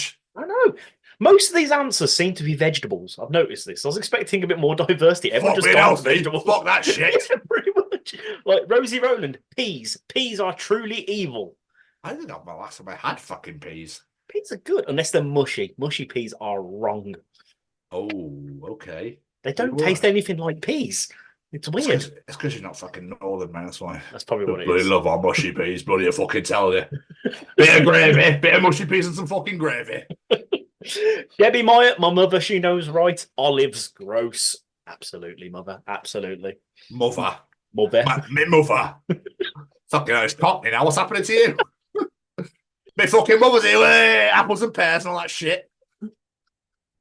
Nina Brian Hewitson, she's on the same page as us. Marmite. Fucking gross. Yeah, it's just not pleasant. No. Joe Smith. She literally put the emoji for a croissant saying, I can't even type the word. I hate them that much. Oh, wow. Okay. She has an irrational hatred. If you put one near her, she might vomit. That's how much she hates them. I thought she was going to say Jamie's meat, but still, like, a croissant is unreal. Like, are you all right? It's just flaky pastry. That's I it. hate it. I know it's Wonderful. delicious. Cover it in fucking butter and heat it up. Oh, Jesus Christ, I'm just getting hard thinking about it. And it's curving into a fucking croissant. On my croissant dick. Phil Andre, carrots. What? I know. What's wrong? Oh, Phil, that's really shocked me, that one. Carrots are amazing. They help you see the fucking dark. Seriously, when I put carrots up to my eyes, like, Jesus Christ, like night vision goggles, this. Dina Payne, baby sweet corn. I only like it when it's grown up. Phenomenal answer. I That's get a that great one. answer. I'm not a fan of baby sweet corn. It don't Oh, taste dude, right. that was. I'm not even going to touch that. Ruby Goodwin. She gives us 3. Horseradish, agreed. Coriander. People seem to really have a thing against coriander. And frozen pizza. What? Did you not watch the episode last week about eating grass? Apparently not. Chrissy. Frozen pizza? I mean, no one can fucking eat frozen pizza. It's frozen. That's what it is. She's trying to eat it when it's frozen, which is like, oh, I'm not a fan of this. You might want to cook it first. I just, yeah. This pizza's a bit fucking hard. It just tastes like water. It's weird. I thought it was meant to be Marty Beatty. There's just no fucking Marty thing about this shit. I'd laugh if that was actually what happened. I'll give you a couple more. Kim Ashton, pesto. What is with that? Yeah, red pesto's lush. Green's weird. I'm not... I think it's because red's tomato. It's tomato based, so it's delicious. Green, though, I'm not entirely sure what that shit is. No, I'm not sure what's in it either. It's probably fucking glass. Last but not least, it's Mali Malpass. He's using the same answer. Pesto, it's rank. Who enjoys an oily paste which tastes like grass and ass? Yeah, I mean, pate can go in there as well. I used to hate pate, but I've grown to quite like it over the years. What even is it? I don't really know. Just meat, just squeezed together. Apparently, yeah. Apparently, that's what it says on the tin. Thanks for participating, everybody. We really appreciate it. And yes, we put it right at the beginning of the show this week because, fuck it. We thought we'd just change shit up a little bit. Jamie, how are you? I'm very well, my friend. I'm pretty tired because it's just on my first night shift, so I'm a little bit sleepy. But other than that, I'm good. What about yourself? Yeah, fine. Absolutely fine. Can't complain. Knackered. Slept awful last night. Just slept. Or this humidity is going to murder me. It's like my favourite season of the year. I love the summer. It's the best time ever. But I can't deal with the humidity of the UK. They need to install air conditioning in our buildings because this is insane. I'm literally sat here right now and I'm dying. Problem is we only get nice weather for about a month, so it'd be a bit of a waste installing air conditioning into all that buildings. Yeah, we don't have to put it on. That's pretty true. So this is there to use it for this moment in time right now. Where you're like, fucking hell. It's like, I'll open a window. Oh, that makes fuck all difference. There's no bridge. No, there's no bridge. Yeah. So it's like, well, I'm fucked. Yeah, pretty much. But no, I'm all right, man. I'm all right. It's good to be back again for another week. Do enjoy this on the regular, so it's always nice. Getting ready for birthday times. So yes, which is going to be good. It's good. Looking forward to that. But yeah, I'm all good. What's your week been like? Pretty quiet. I haven't really done a lot. I've mostly been Rihannaing. I went to a family meal on Friday to celebrate the in-laws' wedding anniversary. That was nice. What did I have? It was called a gravy burger. It was basically chicken fillet with hash brown and then like a gravy dip. Okay. It was nice. Very nice. And then I went to go see the kids the following day. Took them to the park, took advantage of the 24 hours of nice weather and had a picnic. And that's pretty much it. Kids all right? Kids are very good. Yeah, they enjoyed getting out and actually having some fun in the park, swinging Lena on the swing, and then Becky showed me a picture we took. I'm surprised she didn't fucking take off. She went that high, but it doesn't seem that high when you're behind, just pushing them. She's practically like fucking horizontal. She's going that high. When she went right round, I was just like, "You're right there. This is going a bit high there." I think if I give it another push, she fucking might. There's ones that can do that, isn't there? Is there ones where you can go all the way around? Possibly, yeah. And they got like seats and you can Right, strap them in or something. Yeah. That's where I was thinking around. I mean, who the fuck wants to? Fuck no, I wouldn't. Because you just have dreams of getting up to the top and it like slows down, stops, and you just fall out. Yeah. Dong. Oh well, there we are. That was fun. That lasted. That maybe wasn't a very good idea in hindsight. What about you, my friend? What have you been up to? Obviously, a big thank you to Holly Raven Collins from Good as Gold Group for allowing myself and Martin to go to Birmingham last Tuesday to go and see Landmarks, The Devil Wears Prada, Like Moth to Flames, and former guests Guilt Trip. The gig was amazing. Now I know nothing by any of those bands, and they were great. Devil Wears Prada were unbelievable, absolutely unreal. It was funny because the like Moth to Flames thing, I was like, let's get moving, and people was like, nah.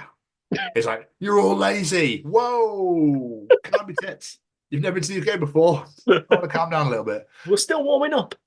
But there was a dude that was like throwing elbows. Why? Oh, Yeah, it was like, and then someone got really shitty with him. So he's like, fuck off, fuck off, fuck off, fuck off. That's all he could say. Fuck off, fuck off, fuck off. Like this guy is just like, mate, like just fucking, everyone's have some fun. Let's just calm down, have some fun, yeah?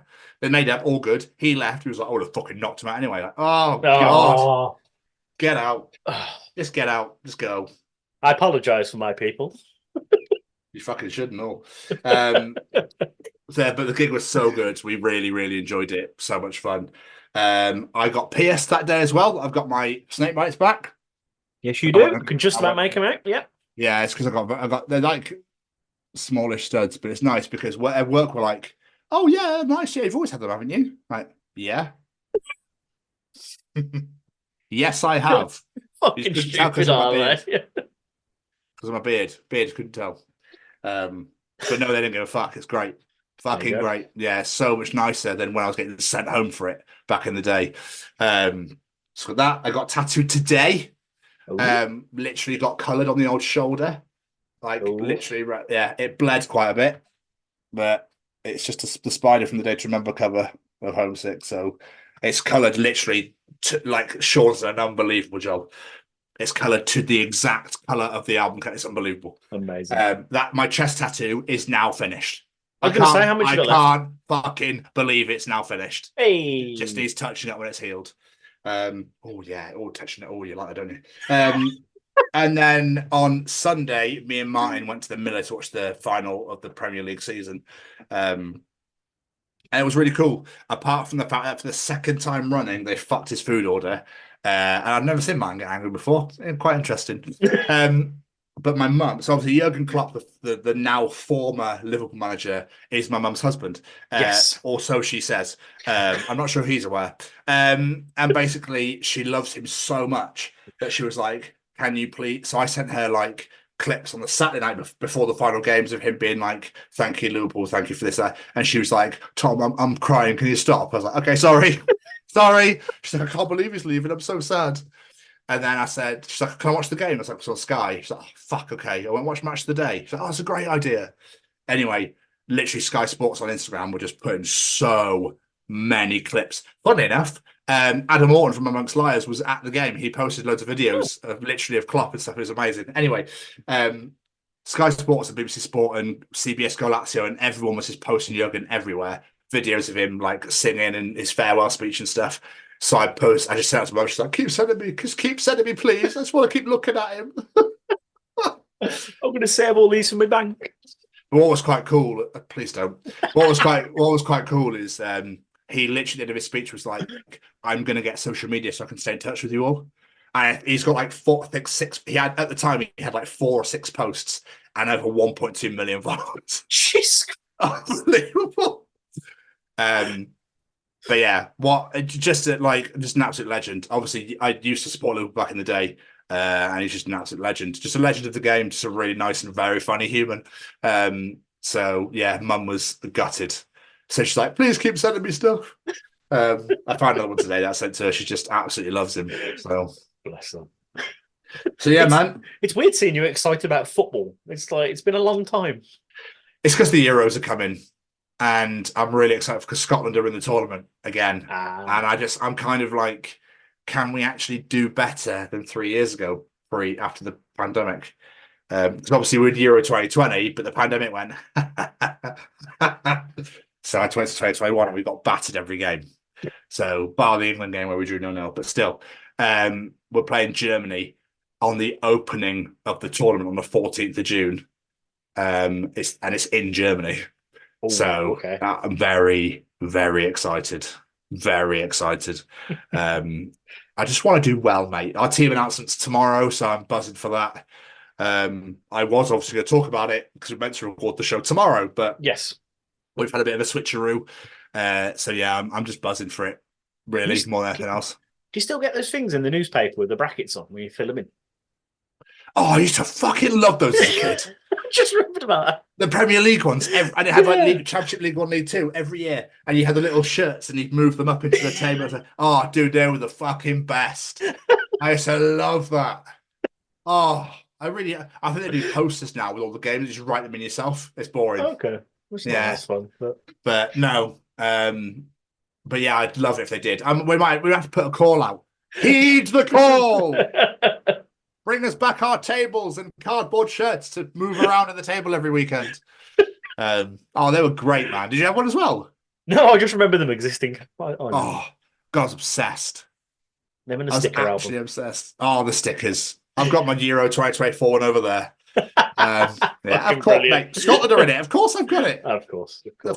And then I'll recycle it when I'm done. No, I'm joking. As soon as that tournament, go, fuck you, and go and recycle a bit. Yeah, as soon as we lose every fucking game. No, we won't.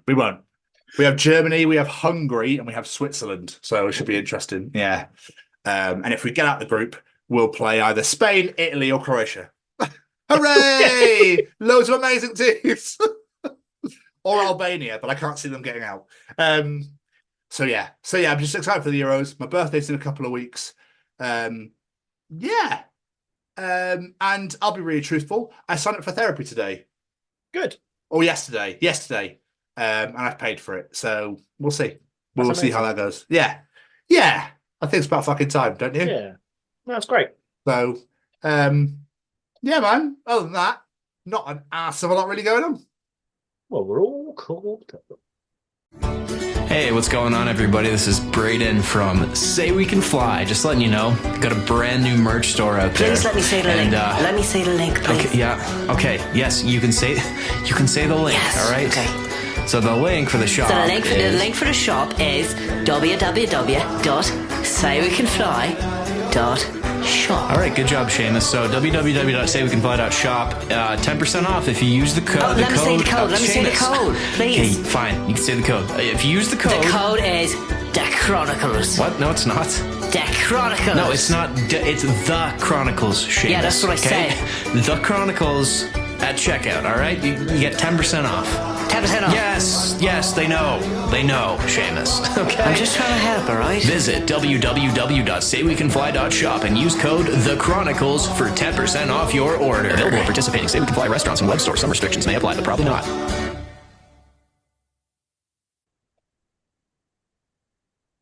Where are we going now? I'm so sorry, Callum. It's time for Tom's Journal.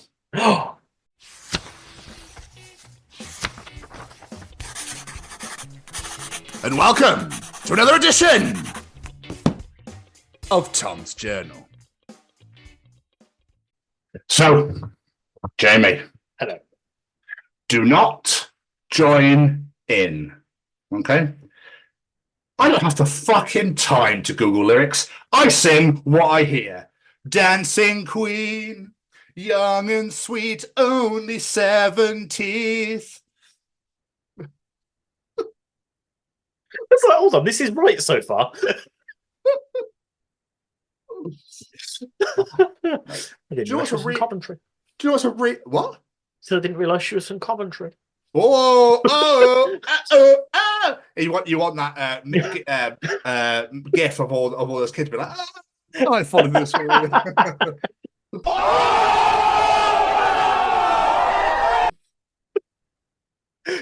Ben from Envisions made a really good point. This is an absolutely astonishing fact. Did you know that sharks don't know beans on toast exists? I mean, dude, that is like elite level dinner or breakfast right there. At the same time, I'm happy for them that they don't, because they can't come on land, so they'd get wet bread, and no one wants that. So I'd rather them not have to go for the anguish of knowing it's there and they can't eat it. Or fucking King Sharks walks up and is like, "What the fuck is this?" Nom-noms. Yeah, or Sharky and George have an underwater version. Sharky and George, what a reference! The Crime Busters of Crime the Busters Sea. of the Sea. Yeah. But Sorry. I used to hate the show, but love the theme song. Oh, it's a great theme song. Sharky and George, the crime busters of the sea. Sharky and George, clear up any mystery. The Snorks used to do my fucking head in though. Come and sing along with the Oh, Snorks. yeah. Oh, yeah. And they had them Awful weird song. tubes in their heads that they like Yeah. weird. Anyway, when do you have beans on toast though? I think it's like a lunchtime or a drunk thing. I don't know. I've had it for all 3 meals and throughout my life. Like, Not that I get drunk anymore, but well, no. I've had it You for. know, If I fancy it, if I need a good meaty breakfast to make me last me throughout the day, I'll have beans on toast. But at the same time, if it's just me for dinner, I can't be asked to cook. I'm like, fuck it, I'm having beans on toast. I'm gonna have a meaty breakfast, so I'm gonna make sure I have no meat. I didn't mean meat as in that. I meant meat as in. I see. Them after. Whole tin? Oh yeah. Yeah, good lad. But buttered bread? Of course. Oh, genius. Proud of you. Some people have fucking beans toast without butter on the toast. I think that's weird. Well, Criminals. normally it's a whole tin minus 1 spoon because I really like cold beans, so I normally eat some of the beans first. No, we're not on this show anymore. That's it. I'm done. I'm quit. I don't fucking eat cold. You love hate cold that, beans. dude. When I was at school in Germany, all the food was fucking cold. Pizza, beans. That's why I hate cold food, because as in things that are meant to be hot, I hate them cold because that just a traumatic experience all over again. Why? I just don't like it. I don't know. No, I mean, why would they give you all your meals cold? It's so weird. No idea. Anyway, this was on Facebook Marketplace, and I think this is fucking superb. Hi, mate. Are you still interested in this? Yeah, my girlfriend's looking for a nice black bag. What brand is it, mate? Guess, mate. Look, mate, I ain't got the time to guess as my girlfriend's birthday's on Friday, so can you please just tell me? No, the brand is Guess. That's something I do.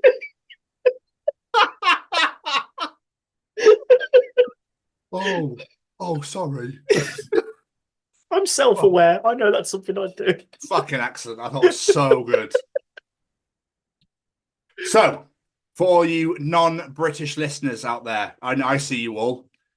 This is a British tea translator. Cup of tea?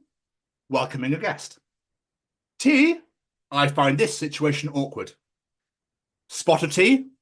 A foreign guest has activated hyper-English Mary Poppins mode.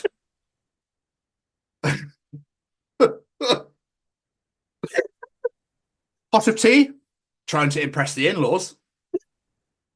I'll make some tea. There has been complete devastation.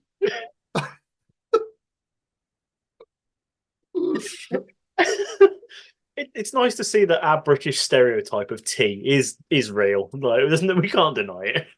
Oh, mate. Fucking, that's why everyone wants to fucking move here. Just for that. Just for a cup of Yorkshire. Oh, yeah. Elite fucking tea bags, might I add. Jamie, I'm not saying Scottish people lose all sense of perspective when there's a wee bit of sunshine, but I just saw a woman doing her ironing in the front garden. What's funny is I can imagine that's very true. It is. Thought we're all like, fucking hell, mate, the fucking sun's out. Fucking get in the wee garden, pal. We'll fucking put the furniture out there as well. Fucking watch TV here. And no man took a t-shirt out of their drawer on that day. Oh, hell no. No. Right. This is for you. And And you're fucking welcome, because I have a feeling this is what you're going to want to do for the rest of your fucking life now. Oh, God. Can you Star Wars fans born between 1981 and 1996 be called Millennial Falcons? Oh, that's incredible. I knew you'd say that. Yes. It said, can we Star Wars fans, but I'm not one. So that's incredible. Yes. Yes, yes, yes. How did I knew you were going to say that? Jamie, whatever happened to them tiny red spiders that lived on bricks and windowsills and stuff? I haven't seen any of them since I was 12. Holy shit. I remember them. What did happen to them? And people used to say they're red because they drink blood. Did they? I don't know. I just remember hearing that. I don't know if it's true. I was 12. I couldn't have let me Google it. But shit, yeah, I haven't seen them in ages. Or red ants. Oh, red ants still around. 911, what's your emergency? Me, I love you. 911, hang up. Me, no, you hang up. 911, stop. Me, oh, this is so us.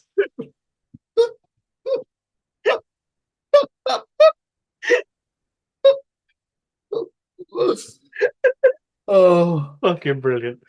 2 more. Welcome to our Gander reveal party. Wait, don't you mean no? Geese emerge from everywhere. No fireworks, only geese. There are no genders, only chaos. Why is there so many geese this week? What do you think inspired Boo to a Goose? How dare you say Boo to me? I love every time you say it, one just like looks up like a meerkat. Like, and finally, Jamie, fucking hell. Why is my driving instructor acting as if I fucking cheated on him? Because of how quick my test has come about and how busy you are, I've got some lessons with Kath from Black Cat. As I know you have a full book at the moment, and I feel as if I won't be ready for my test. I've got 2 lessons with her this week, so I'll only need a single lesson on Friday with you, if that's okay. Tell you what, just go with Kath then. I don't share pupils. Not very happy, Matt. I'm offering you double lessons and you're saying no, and you keep going to an instructor. So I don't think so. What should I do for my test then? Go with the new instructor. You've pissed me off. Wow. Wow. And that was another edition of Tom's Journal. Fucking amazing. Wow, he took that personal.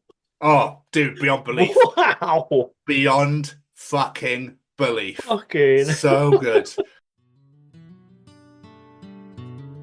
It's about getting into schools and talking to young people because, you know, I know that people can change. And it's about talking to people and getting them to understand and perhaps step back from violence and prejudice and whatever. And we just need to work together and keep on the good fight there. Absolutely. Hey there, guys. We are ecstatically happy to announce that we are associated with the Sophie Lancaster Foundation. The times are changing, and with the unfortunate death of Sophie, those changes have made a massive impact for the future. If Sophie was with us still today, I can guarantee what you are doing will still be reaching so many lives of young teenagers, young adults, and those who wish to be as different as possible. So thank you very much. To find out more about this incredible foundation and all the work they do, and more importantly, how you can help, head on over to www.sophielancasterfoundation.com. And now we're going to end with your favourite segment, and it's going to be unbelievable to end this way. Yeah. Are you excited? Are you pumped? Are you ready? I'm always pumped. Are you erect? Yes. It's time for Callum's Treachings. Do you want to know something? Callum will be able to tell you in Callum's Treachings. Is cereal soup? Ooh. Hello, this week's Treachings come from the set of my own podcast, That Gym Couple Podcast, that I host with my partner Lucy, where we discuss all things gyms, fitness, gym anxiety, and a bunch of other stuff in between. If you do have the opportunity to come and check us out at That Gym Couple Podcast on Spotify and YouTube. We'd very much appreciate it. Callum is back to treat the world, the nation, the universe. Jamie, what is Callum Treaches this week? You very rarely hear covers of rap songs. I was going to say anyone can sing, but not really. But no, anyone can do that. Yeah, but not everyone can rap. Like that's a different skill set. Yeah, I suppose so. But I mean, couldn't you? Although it'd be really fucking funny, wouldn't it? If we just did it as like Nickelback. Shorty went and killed his bitches. What the hell was that laugh? Nah, the geese are back. Fuck. I tried not to say boo to a goose. Jesus Christ, Jim, what the fuck was this?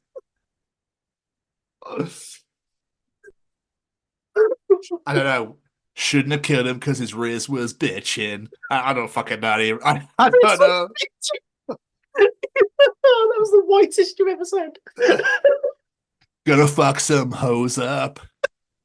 Now give me all my money, we'll go clubbing. I don't know, fucking know. Stab, stab, stab. Shoot, shoot bullets.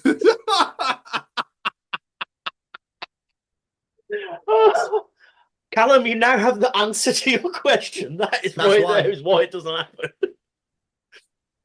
But no, but in all seriousness, though, I was only joking about people before you start getting shitty. I'd be quite intrigued to see. I'd love to try to cover Busta Rhymes. Fucking hell.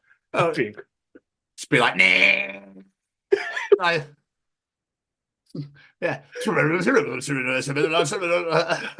have to do like death metal so they could just assume they got it right. Yeah.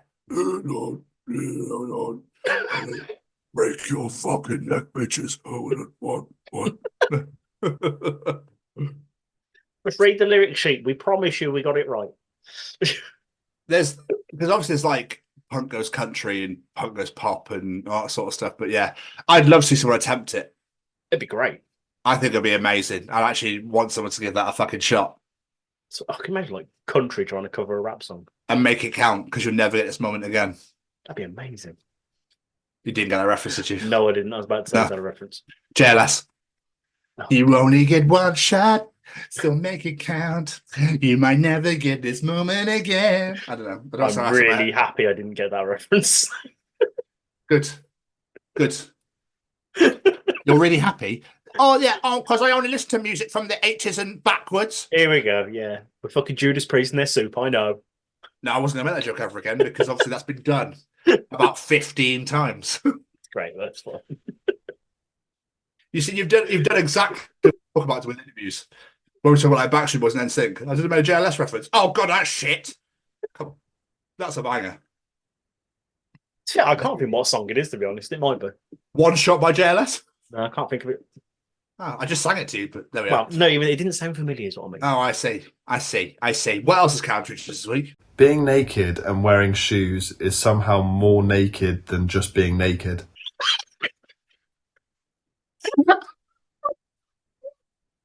It's the weirdest feeling ever. It is. And you know how people are like, oh, do you have sex in socks? That's so weird. I want to try having sex in shoes. Just shoes. Just shoes. Just shoes. You fucking mint. That's got to be a fucking kink somewhere, surely. Oh, it's got walking on people. Heels are, I know, but I just get your Jordans on, your fucking etnies. That's just. I don't know, just like kicking him in the face. I don't fucking know. It's funny you say that, like men do have a kink for high heels. Do women have a kink for like work boots? Oh, they're covered in bits of plaster and paint. Oh, is that a thing? I don't know. That was that. I don't know if that was English. It was. Was this our thing? It's our thing. Is that a thing? Oh, was that? All it said to me was like our thing. It was like, what the fuck? Oh, I should not put this segment last. It's funny though because we both literally agreed with that. We have been in that situation in our life, but I can't think what situation would happen for you to need to do that. No, I don't think there ever is one. I'm going to try it out. I want to see if it's weird or not. I bet it's well weird because obviously you've just got shoes on. But then shoes with no socks feels weird. That is very true. Because you just get really sweaty feet. And then you can't get your fucking feet out of your shoes because they're stuck. It's like the sweat turns to glue. Oh, Yeah. it's the worst. It's going to be a fucking brand new Wallace and Gromit, innit? The wrong shoes. The wrong shoes. Wallace and Gromit only wearing shoes. Well, they wear clothes. Gromit doesn't wear fucking clothes. That's true. So, yeah. I don't know. That's not something you ever think about, though. Do nudists do it? Oh, that's a good point. Nudists must do it. Yeah, because I don't want to like stand on. But then, can you call them a nudist because they've got their feet covered? Oh, that is true. Wow, right. What are the I'm rules? I'm sure fucking Dr. Google will be like, actually, Tom, you're a twat. And here is the reason why. Yeah. Imagine that's how Google answered you. Yeah. Just David Attenborough appears out of nowhere. And now we see the Tom being a stupid bird.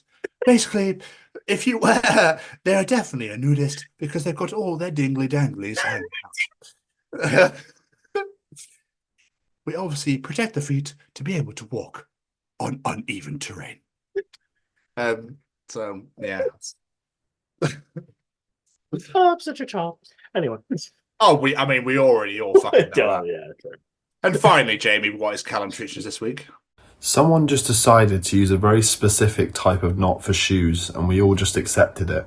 That was weirdly linked. I mean, how would you tie your shoes any other way? Is it because we don't know any other way? Possibly. Because obviously you go, these aren't tight enough, I better double knot. And rather than just going, I could just tuck them in, or I could just do that. And then people think, well, then we go, you're fucking weird because you've not tied your shoes properly. Is there another way to tie your shoes? We need to invent one. Yes. One has to be invented somehow, some way. But like, do you remember those things you like... get when you're a kid?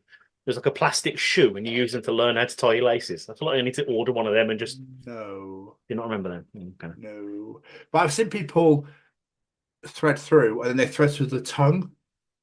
That's what that little back bit's for. And then they like come around and I don't know how they do it, but it all like looks beautifully patterned and all that sort of stuff. Oh.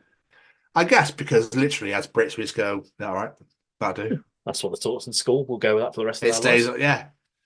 But just tie like a tie and have like the strings going down the middle. Like, I don't know. That's very fucking weird. I feel like we're just a whole bunch of sheep and we don't realise it.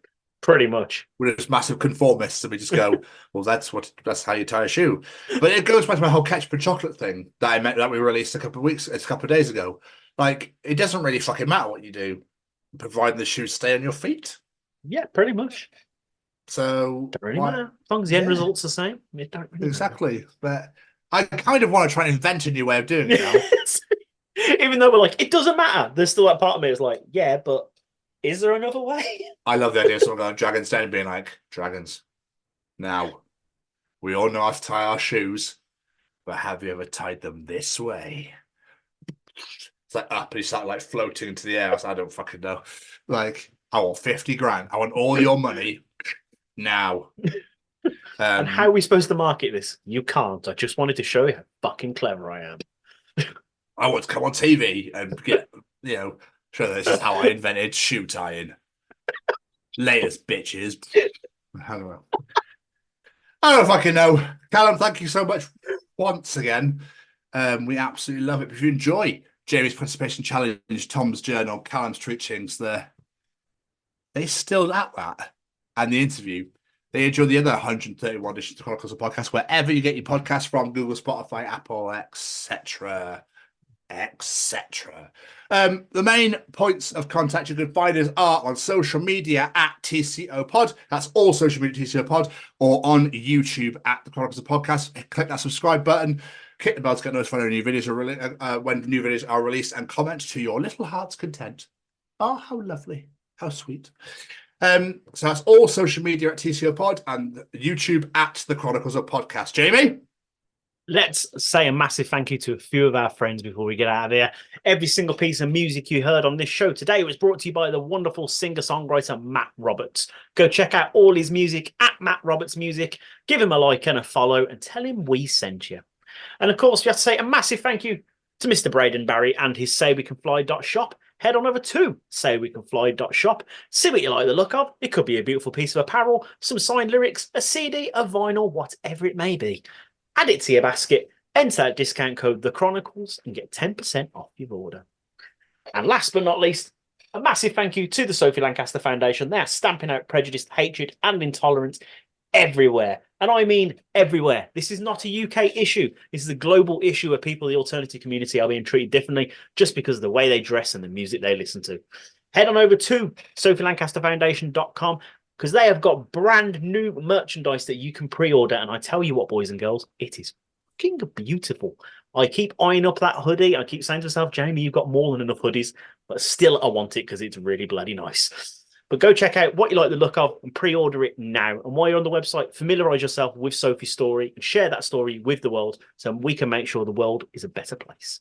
And last but not least, a massive thank you to this handsome devil over here. I love that you're showing how we do this. This is how we spell Sophie, everybody. Yes. So yeah, I think they're fully aware. I'll be honest. I like the acronym. Another wonderful addition in the bag, Jamie. Absolutely. I'm sorry, there's too many geese for your liking. There was way too many geese. I'm a little bit scared. Just never say boo to them. Anyway, I just got to hoover under my bed again to make sure there are no moth eggs. Dave, thank you so much for being a part of our show. We graciously appreciate it. It's absolutely wonderful chatting to you. But Jamie, as for this week, we will see you all next week for the Chronicles of Cobra the Impaler. Goodbye, everybody.